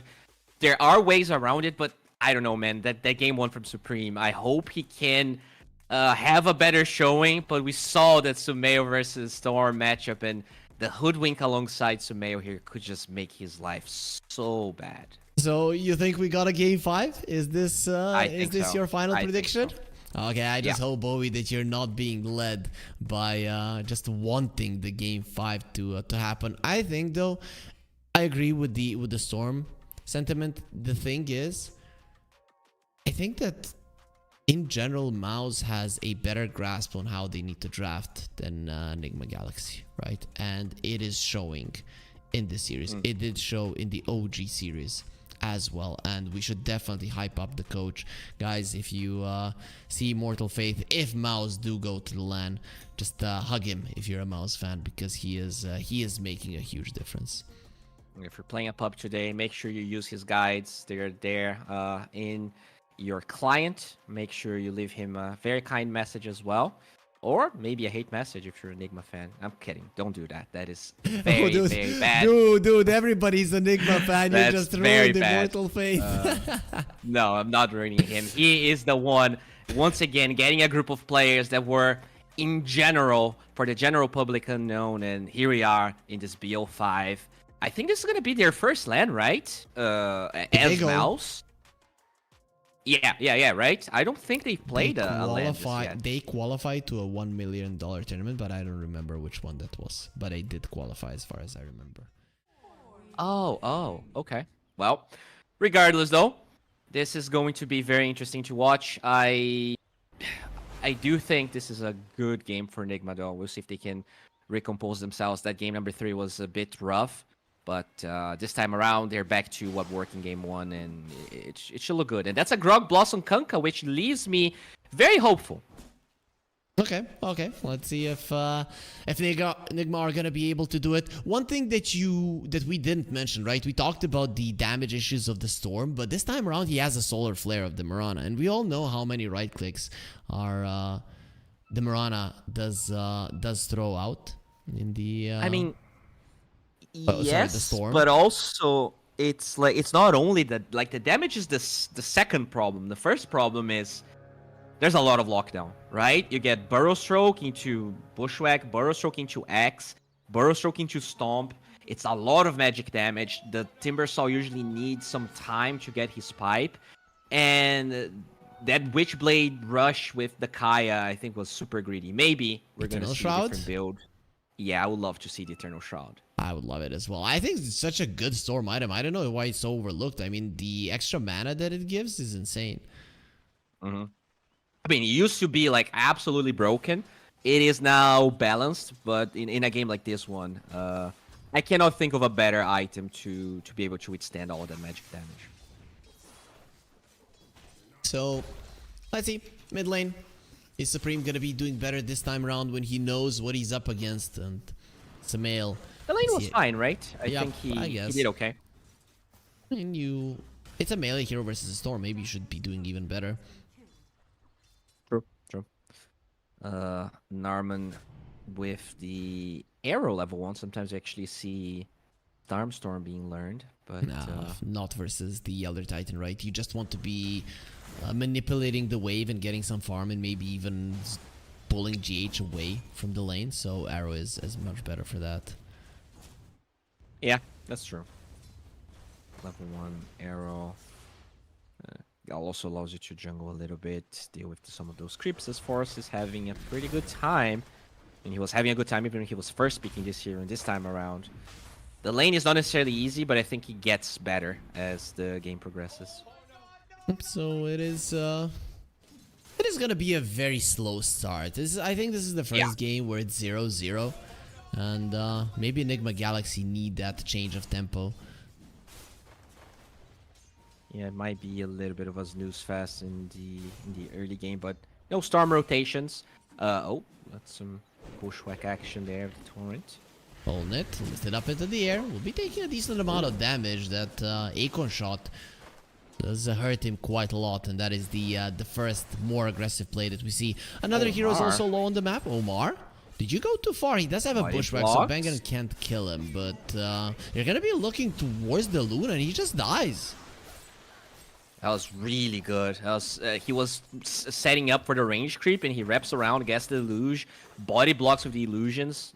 Really clutch play from Mouz, and I mean these supports they've been carrying these drafts around, forcing some unorthodox bans from Nigma, and still they get impact, right? They ban Witch Doctor and Tusk, and you still get to play Naga just because you're performing at this unbelievable level with those heroes. Yeah, they're doing a great job, Mouz. As you mentioned, their supports, especially. The cores are there for the ride. Of course, they do their job well, but these supports, they are the ones. Especially Bengen, I think, has been on fire today. Yeah, I mean, Narman with the Rubik. I think Narman had his time with the OG series, but this one has definitely been super impactful from Bengen too. We'll see if the Song of the Siren is going to be good. It has potential to be very good, right? If you actually have the shard, you can heal through the epicenter and allow your course to re-engage in the fight. Yep, it is a huge deal for sure. If it comes to that point, we'll see if it is going to be working out for them. Talk to me a little bit about this last pick Medusa on Miracle. Like, I understand he's tanky, but is Nigma gonna have damage issues maybe because of this last pick Medusa? It really depends on how good of a game Smayo has, right? That one, the first one, it went relatively late. I think maybe 37 minutes. And when you're ahead, it really doesn't matter because you have the Sand King amplified by the Boomerang of the Hoodwink, amplified by the ET. So you should have enough damage. But if it gets long enough where there's pipe and the song region, that's when this Dusa needs to be farmed. And it's not only about having DPS on the Dusa, but lockdown as well, right? Once you reset the fights and the cooldowns have been spent, Well, maybe that's actually not even a problem. I'll take that one out because they have pretty low cooldown disables. They're a little bit unreliable, Nigma, but they are pretty low cooldown. X, Bushwhack, Stomp, Burrow Strike, they're all relatively low cooldown. Does make a lot of sense. Force doing relatively well in this lane. I mean, everybody's farming okay-ish as Omar will be going down. This Luna might not have as many CS, but getting kills on Omar is definitely going to help. That's going to be the second one for Mouz. Even closer to the land in Belgrade, just like our viewers that are going to be writing !ticket in the chat to find out how they can buy them and watch these teams live on LAN. Miracle, he hasn't played in front of an audience in such a long time, and Mouz are just standing between him and that audience, and I have to say, Bowie, they are a hard wall to just climb over. Yeah, I mean, it's been a while for Miracle, but it's been maybe ever since they were alive on Mouse, so maybe they have an argument to be the actual deserving team to play in Belgrade. They have been doing at least a really good job so far. What a path, right? So many TI winners. They will have won by the end of this day if they go to that LAN. Definitely deserving to go forward. One of them even now considered as one of the, if not the greatest player of all time. We all know just how dominant Miracle was, but he doesn't feel at all dominant in this series. Yeah, it wasn't. You know, I don't want to really put it on Miracle or anyone. I think he has been just Not Supreme. a little. Gone.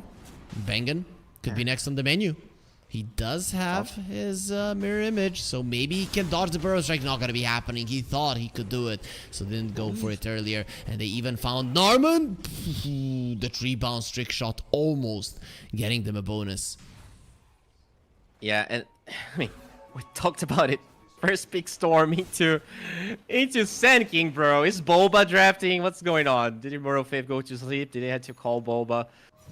But yeah, regardless, I still feel like Mouz is in a good position. I think the first movement we're probably gonna see is Storm with the rune, mid at 8. You can probably rotate towards the Timbersaw lane, kill the Dusa. Not super tanky right now. So we've been talking about coaches quite a lot, but do you think Kuro is behind the Nigma Galaxy drafts?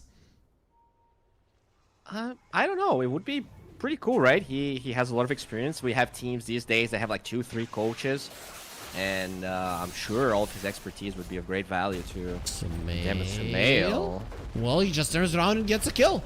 He might die because of that kill. Supreme still can't get close. Narman also took quite a lot of damage. The burst strike is ready, and it will be a little bit too short from Sumail. As Supreme doesn't really have all that much mana. The supports are chasing for him, and the 3-bounce trick shot slows him down. They get the right clicks away as well. So Nigma Galaxy, they are starting to hit their stride.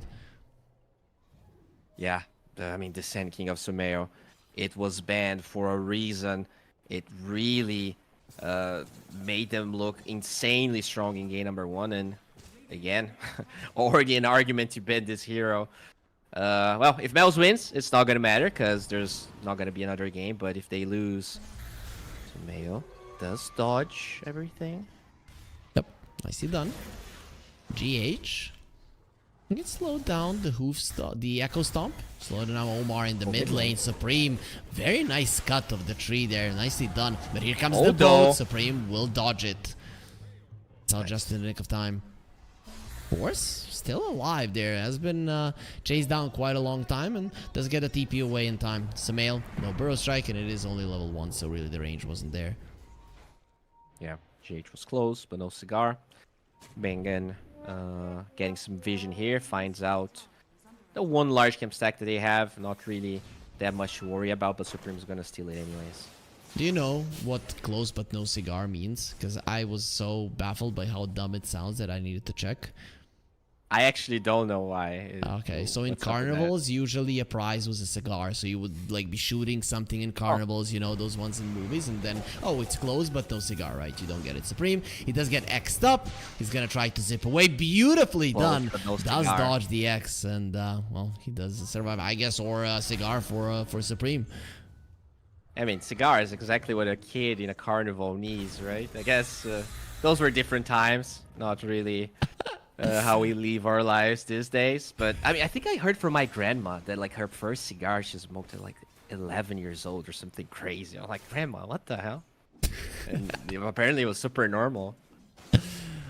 Okay, I don't think that's Oh, the Noob? case here, but Noob, I'm gonna get pulled in. He does have the Admiral's Rum, and you're just gonna be pulling in the Luna. Yeah, go for me. Thank you. I wanted this to happen, and it is just gonna be all that going down. I think the damage problems of Mouz are becoming quite apparent here, Bowie.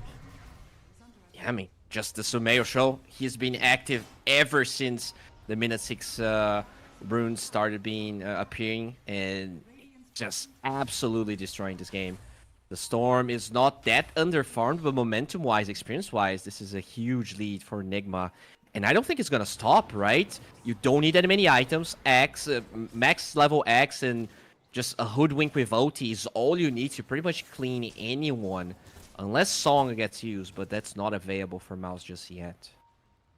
It's looking very good for Nigma Galaxy at the moment with this lineup of theirs. We all know what happens when a Medusa lineup snowballs. 20 minutes in, you could be knocking on the enemy high ground, and maybe they just want to return the favor, because that's exactly what Mouz did in Game 3 as, here's a smoke.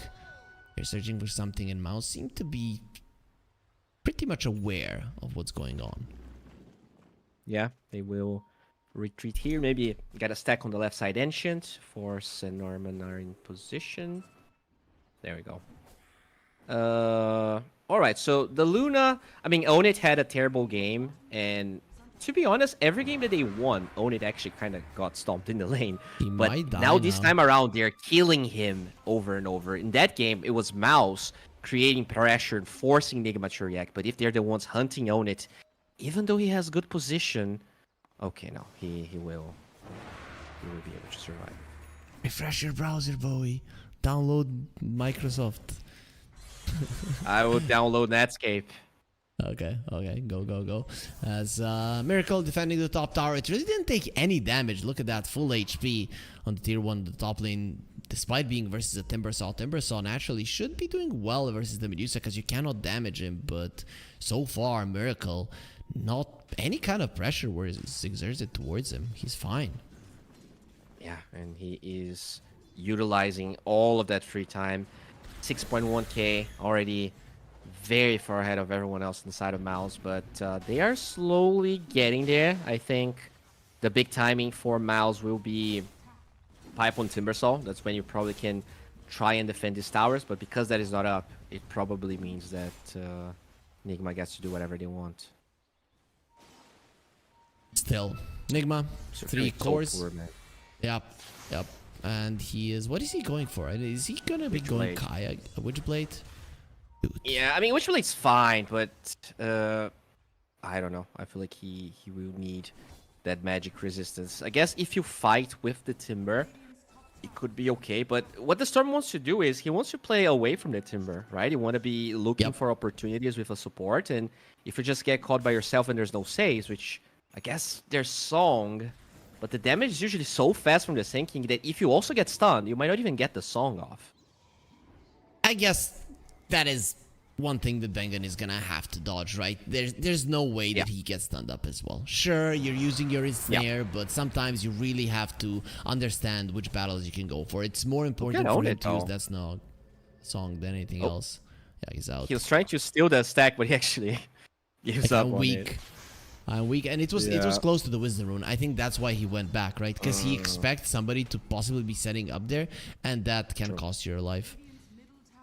It can definitely cost your life as Noob going for Pipe as well. Fair amount of magic damage on both sides, so I think Pipe is definitely deserving, and Force closer because he didn't have to stop for a Blood Mail. So this could be the timing here. Finish that Pipe, go for a play during nighttime with your Luna. But the thing is, Nigma, they want to fight now. Yep. So far, they haven't been able to find much. That mid lane tower standing is a big deal for me. I think they could have brought in that Medusa to get down the mid lane tower, or at least force some rotations, because they were stronger. Once the pipe comes out, as you mentioned, I don't think that's necessarily going to be the case. Yeah, that's true, right? And that's our criticism of that other game they were stomping too. Miracle, a bit passive farming and not really applying as much pressure after the Aegis. We'll see if this time around it will matter or not. But at least they're gonna clear the triangle. There's still pressure being applied even if they're not taking the towers because their heroes are pretty garbage at that. But finally, Miracle shows up. The pipe is done. Fine force. Oh yeah. Sleep. See, he still hasn't popped it. He's baiting. Arrow. Okay, they didn't start, but he does connect on Miracle. So he cannot help it. They already destroyed Sumail. So that's going to be a 2-second arrow. And now they're trying to kill him. He does have the Stone Gaze available. Not using it just yet. The boat is coming. But what a dodge from Force. He knows exactly how he needs to play to not get caught by it. Now go in from Supreme. Noob, he does have his Blade Mill. Not an easy target, but they're going to be reeling him in, pulling in. The Kukago has been arrowed. Also, Ulnit is doing quite a lot of damage with Miracle going forward with his ulti. Meanwhile, in the backlines, GH has been caught as well. And Miracle, very low mana. He needs to escape. He needs to escape now. Well, the Sand King is back, so Mouz will decide it is no longer worth it to chase. But once again, they're the ones that win the fight. And they are back, Bowie. Once again, they are back. Dude, if they were 20 seconds faster, that pipe's not there. But even without the pipe, right, the Sand King dies instantly. They actually... I thought for sure the target of the arrow was Sand King, but they actually get Miracle instead and kill Sumail regardless. The fast fingers, the execution, we were praising Nigma in game number 1, but Mouz, they've been very impressive despite all of the pressure and the deaths of Supreme in the early game. Now even closer to going to the LAN. Our viewers, you have a much easier time to get there. You just buy the tickets. You have the banner down below, ! ticket in the chat, and you will get the link for it from the 24th to the 26th. Be a part of the first LAN event with an audience here in the new season of Dota with the new teams, new rosters. It is gonna be a banger of a tournament, $1 million prize pool. That is what these teams are fighting for if they can go through this qualifier. And the game now is dead even, Bowie. Who does this favor? I would say favors Mouse. They hit their timings a bit faster. They have this Luna that can Roche also faster than the Medusa usually can. The Roche, though, on the side of Mouz is pretty bad if they don't have Solar Flare. So I think they're gonna slowly take towers. You probably don't even want to force Roche on the Dire side anyways. And Mouz will take that once it goes to the Radiant side. So far, though, the Medusa is still relatively farm, but this Timbersaw, he benefited so much from that fight. Already 10k net worth. Force, you know, he was consistent the entire series. No matter if he got his hero first or last, and he's definitely a player that maybe doesn't get enough praise in this team. He's been incredibly consistent. No matter what happens, he gets his timings and he fights. Like, his team fighting is very solid. He's looking great. Laning, team fight, item choices, everything is there. I do like the item choices on Miracle, though. Even though I'm not 100% certain, I like how he played in the early game in terms of joining in with his team. I still like that he went for the Diffuser Blade. His team needs that focused damage to bring down a certain hero. Yeah, definitely does. And this is not a bad game to have Disperser either, right? Taking away the snare so you don't get arrow, taking away the Whirling Death so you actually get some damage going. Even Orchid or Parasma later on could be pretty important as they get the tower. Storm gonna die because of it. Arrow flying in. Supreme, he just gets out before the Echo Stomp connects just in time. I think he should be dead there. The connection, you know, there were like 2 or 3 times already where Supreme dodges the X, and I know it can be done. 3 times in a row though. Seems a bit too consistent as Bangan. He's fine with a Glimmer Cape, and it is going to be Sumail that's in trouble. Dodges on the Bushwhack Yules at the perfect time, so he doesn't get arrowed. They're still going in. They want Sumail dead, and they're going to be deleting him. The chase is on. Echo Stomp. A very sleepy 2 teams, right? I think it's getting a little bit too late, but GH will be putting Mouz to sleep this time around. They were showing the Kunkka in the top lane. The fact that they forced that into a tier 2 where there's just easy TPs, a bit too aggressive. Enigma, they did this mistake consistently through this series, just forcing a little bit too much. You want to force the TPs, but you don't want to die for it. And, you know, it's not that big of a deal, but you got to be careful not to give away unnecessary net worth away. Miracle is still at the top, but we haven't really felt any impact from him. 0-0 and 1. You could say a perfect score for a carry, but not in the current meta. You want your carry to be somewhat involved. And Olnit, he has done more for his team than Miracle has done for Nigma Galaxy, despite being a solid amount behind, but it is a Luna. You'll come back into it. Yeah, it goes back to the net worth distribution again, right? The supports on Mouz, way more net worth, which means we already get the shard on the Mirana. We might get the shard on the Naga once they get the Tormentor, and that is going to be the extra sustain on Mouz that makes these teamfights really bad. Even if this Medusa joins, her damage is all spread, so the Naga is one of the best responses if you have the shard in the fight and you actually get to use the song in the right timing. They're probably going to put a lot of emphasis onto that Tormentor right now, Mouz, if they get the opportunity. We'll see if they decide to go that route. And I think if the Naga doesn't get it, that he just immediately queues it up and goes for the buy. I agree. Which would mean the Timber get... Oh, never mind. It would be the Storm, actually. He's not having the greatest game per Supreme. I mean, it was first pick, right? So it is expected that he was not going to have a good time. We talked about it. Finally, though, Disperser on Miracle. This might be, you know, the double Dispel allows him to posture safely in the fights. To be honest, I like the Storm Shard more than the Timbersaw one. Here, early stages of the game, right? What you're gonna do with the Flamethrower? I'd rather the Storm buff. Oh no, I know. The Timber one is really bad. I was getting there, but I got sidetracked. I agree that the Storm one's better. But what's the Luna Shard? It's just extra. You just get a better W. Basically. Oh yeah, that's what I thought. Yep. Yeah. So with the Moonstorm, it's not really all that great, right? But you know, it does mean that this Luna is gonna be right-clicking for a lot of damage. We're kind of talking about the difference in net worth, but when you account for the Solar Flare on the Luna, well, speaking of, got it. There we go. That is the shard. Oh boy. Mirana has a great healing Lotus. We should also be looking at this, right? Because in fights, Olnit is taking a decent amount of damage from the Blade Mail as well, and there's a lot of AoE. And maybe if he's given that, it's a big deal. Well, they're gonna take him out. Shard really isn't gonna help you in this situation. Sharpshooter to end his life, and right in front of the Roche Pit. Now the question is, do they feel confident going there? Their lineup isn't the fastest. You have to go now or get out, right? Because you're already not fast, and if there's a buyback, it was going to be used immediately, so they will be trying for this slow. It's not really fast, but you want a... I think it's fast enough, right? Yeah, you're not coming to fight. Yeah. Yeah, if you're Mouz, you understand without your hero, it's not smart to be there. And I think you can most definitely defend your tier 2 in the bottom lane if you want to, if you're Mouz, even versus an Aegis. Honestly, I think what you do instead of defending, you actually apply pressure, right? You force them back because you actually siege faster than the Dusa does at this stage with this Luna and just all of the buffs that they have. By the way, Timber. Right? You have X, Burrow Strike, Echo Stomp. You cannot do that, right? If even one of those guys is missing off the map, you cannot split push. But I think with the Aegis, if they are TPing away, you're kind of already ruining what they want to do as Nigma, right? You're not gonna be alone as the Luna. You're gonna group up with at least 2 or 3 heroes. You have Song, so very easy to reset, waste the time of Nigma, and as long as they don't get a lot of structures, you have the gold lead. Once the Aegis is off, okay, that's a Nigma coming back. Even. Yep. To the Twin Gate because they have vision.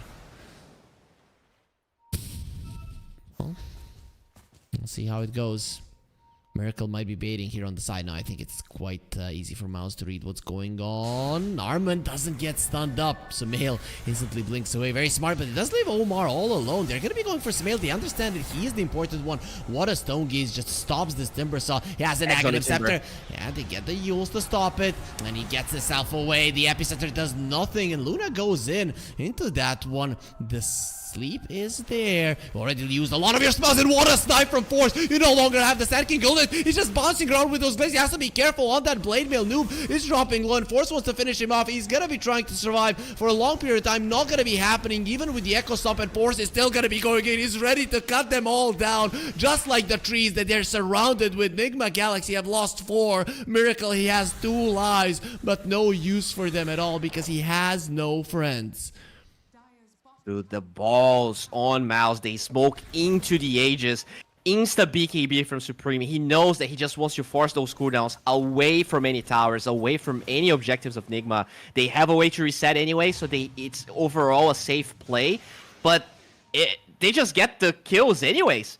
And that's with a song that actually nullified the entire Eclipse off Own It. They still went through all of it because the Rum buff was wearing off. So sure, you don't do the Eclipse damage, but you're also going to be fighting without all of those damage reductions on Nigma. Dude, it's an 8k gold lead. You thought we were going to game 5, Bowie, but you told me before the series started it is gonna be a 3-1. Of course, I think you were probably thinking about Nigma, though who knows, maybe you did think Mouz were gonna win. And it does look like Nigma are on the back foot, and quite a lot. We talked about Medusa lineups. You need to constantly scale not only with the Medusa, but the entirety of it, and it's just not happening. It really isn't. The first time that they actually decide to group up, they got the kill on the Naga, but with the Aegis, unable to really get the fight that they wanted. Obviously, there was also a Mouz ward on the left side. Mouz had the high ground. They were in a much better position, and they baited Nigma. But the Aegis still up. So we'll see how much Nigma actually wants to try and extract off of that Aegis if they feel comfortable, because the fights are not looking easy. But with that said, Miracle shows up, forces a glyph. Not a bad play.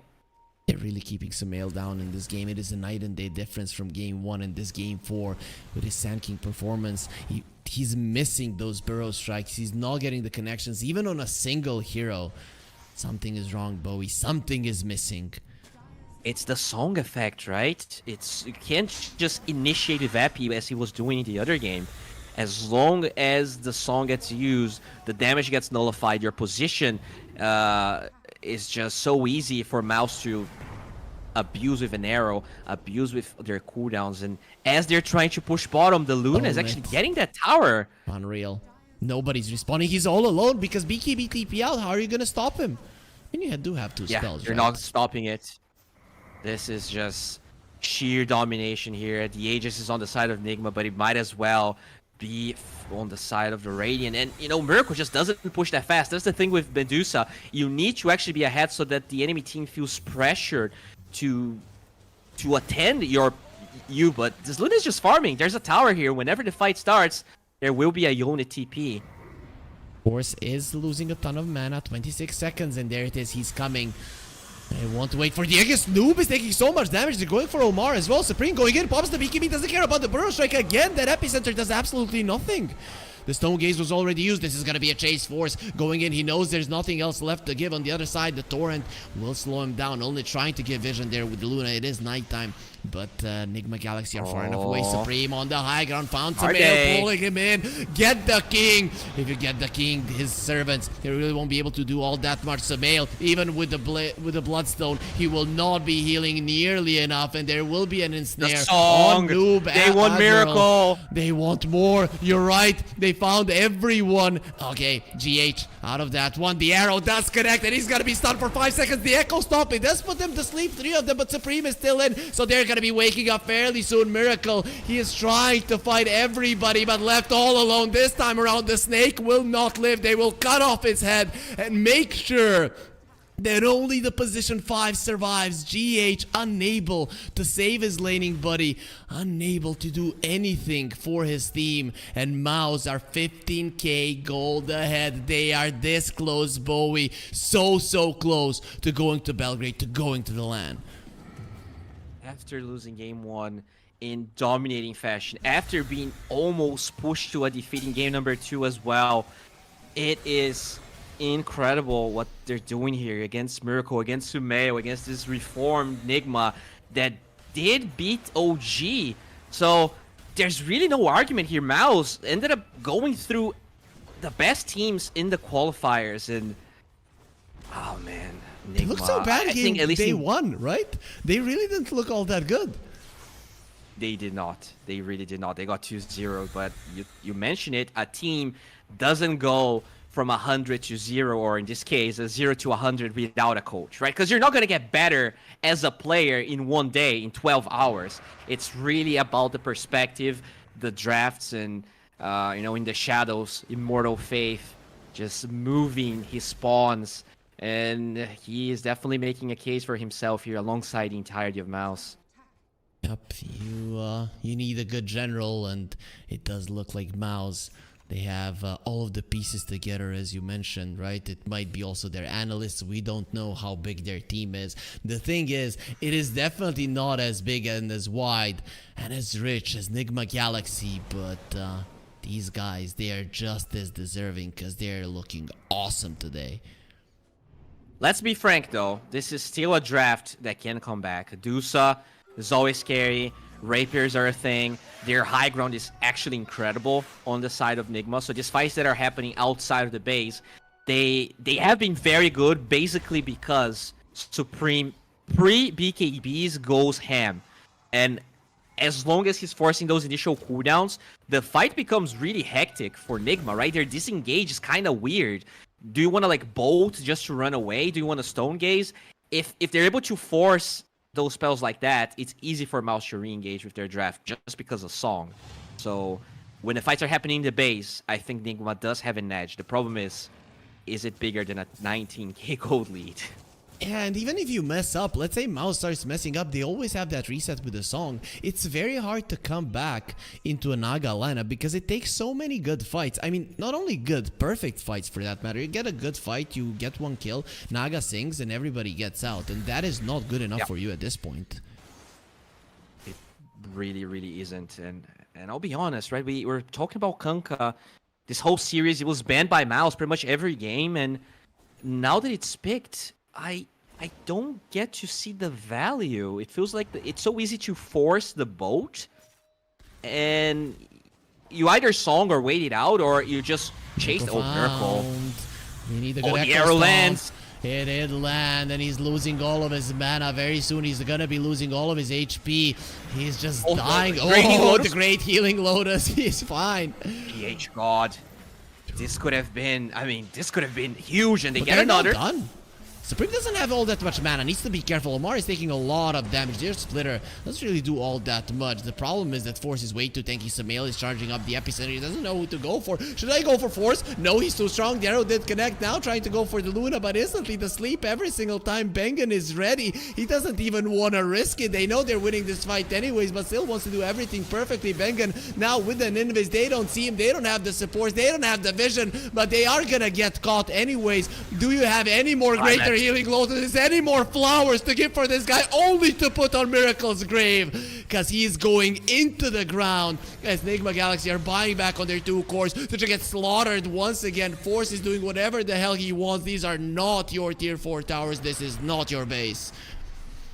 They have a tier 2 in the mid lane. That's the saving grace of Nigma here. But what if they poke tier 4s? How confident is Mouz here? They could just disengage and get Aegis. How confident?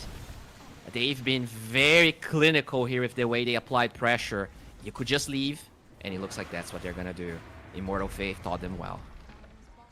Dude, you're already in the plane. Come on, just fly. Just fly to Belgrade. Why are you going back? Okay, this is probably the smarter choice, especially with the mid lane tier 2 still being available. This is the smartest, the safest choice that is gonna guarantee that you get your butts to the LAN. Yeah, I mean, we talked about some of those overextensions from Nigma in this series. Just a little bit too much confidence, whereas Mouz, they've played as a unit. They've been like they lost lanes, and they definitely got outclassed when it came to like some team fights, especially in the first games. But when it's about these actual team fights, they definitely outplayed Nigma and outspoke. no song at the moment, so this is your best bet. The thing is that Force is just way too strong, and Omar's also dead. they will be finding Omar. Can't do much about it. He's still alive. Well, not for long. The Storm will be finishing him off, and Force is just 1 versus 4. He doesn't care. Nobody can stop him. Sure, he didn't kill anybody the just Mirana yet, kills but that's gonna Sumail change. with the tip. This is a disaster. over. This could be over. It's not could be over. It's over. There's absolutely no chance. I have to say, Mouz didn't even do all that perfect in that fight. They're just that many times stronger. They were so hectic, right? The heroes were all separated from Nigma. They couldn't really play together as a unit, whereas Mouz, they were in great position. They had... They were just forcing this Roche. They instantly get out. They knew that Nigma was not showing in the lanes and own it. There we go. Look at him. Abused, destroyed in every laning stage, but he had the backup of his team. He had, I mean, Force and the supports, man. You gotta give it to them. That was, you know, they might be the new set of supports that we're gonna be seeing praised in all of these lands, because they played goddamn well this series. Perfect. All 3 of your cores are dead. Nigma Galaxy. I think they're aware. They just don't want to admit it just First yet. hitter. Even protecting Yulnit. They are doing everything. GG. Good luck further. They're gonna be wishing all the best to Mouz. We wish them the best as well. They are coming to Belgrade, or they're going to Belgrade. Be it as it may, Mouz are gonna be the team that went through the close qualifiers. They made sure that OG fans are disappointed, and now they made sure that Nigma fans are disappointed, but they also gained a big fan base of their own, Bowie, and quite deservingly so. I know, man. And, you know, it's... You know, Mouz, they deserve everything. But we've been casting Mouz for a while, right? I think we've cast maybe 5 or 6 terms, the last 5 or 6 tournaments that they played. And every single time, they looked good, but they didn't look great. They didn't get like top 3 in a lot of the terms. They've been consistently doing all right, but Europe is obviously a very hard place to compete. The fact that they so convincingly took OG down and now Nigma, you know, it has to be praised, because considering their results, I think a lot of teams would have maybe disbanded for much less or swapped players. No, they stuck together for so long, and finally seeing that work pay off, it's amazing. It's always nice to see these new storylines, and I'm sure they're going to be really damn happy to travel to Belgrade. Yep, and I mean, they deserved it, man. The way the things changed from yesterday, you and me cast them yesterday. They didn't lose to OG. They got demolished. There wasn't a single chance for them to win a game. Today, come game 1 versus OG, the same thing happened, and then something clicked. We're like, yo guys, we want to go to Belgrade, and we're gonna do it, and they made it happen. So no OG, no Nigma Galaxy. I have to say, I've gotten so many messages about people wanting to see Miracle exclamation mark ticket in the chat for both you and your team and OG as well, so that you can come to Belgrade, because they're not coming in as players, but hopefully they might come in as viewers. Bowie, well, tomorrow we continue with Eastern Europe, but I'm glad that we got our team here from the close qualifiers. When it started, how much chances were you giving Mouz? Did you see them as a potential candidate? Not that much. And I mean, I say that as someone that have cast 20 Mouz games in the last 3 or 4 months. I know that they are good, but I didn't really expect them to do at the same level of OG and Nigma. Sure, it's the first performance of both OG and Nigma with the new rosters. There's always a little bit of adaptation, but after seeing OG absolutely demolish them 2-0, I thought it was like a very small chance, but I actually put Avalos ahead of them. But no, it is Mouz. They shut down everyone, and deservingly so. I am really happy for them. And now we still have a lot of qualifiers to go through. As you said, Eastern Europe, a lot of storylines to be created until the tournament next month. Yep, the tournament will be next month, guys, and just get those tickets, exclamation mark ticket in the chat, or you have the banner down below to come to Belgrade from the 24th to the 26th of October. The tournament will start on the 19th, but the venue, Sava Center in New Belgrade, will be open from the 24th, and tickets, they're not that expensive, so go and buy them now because they are going out super fast. That's gonna be it from me and Bowie here in Eastern Europe. That's gonna be it from Western Europe. That's gonna be it from Western Europe all in all, and tomorrow we continue. There's gonna be 2 streams available. Me and Bowie are gonna be starting the day on one, and of course our lovely colleagues are gonna be on the other. Thank you all for watching, and see you all tomorrow for more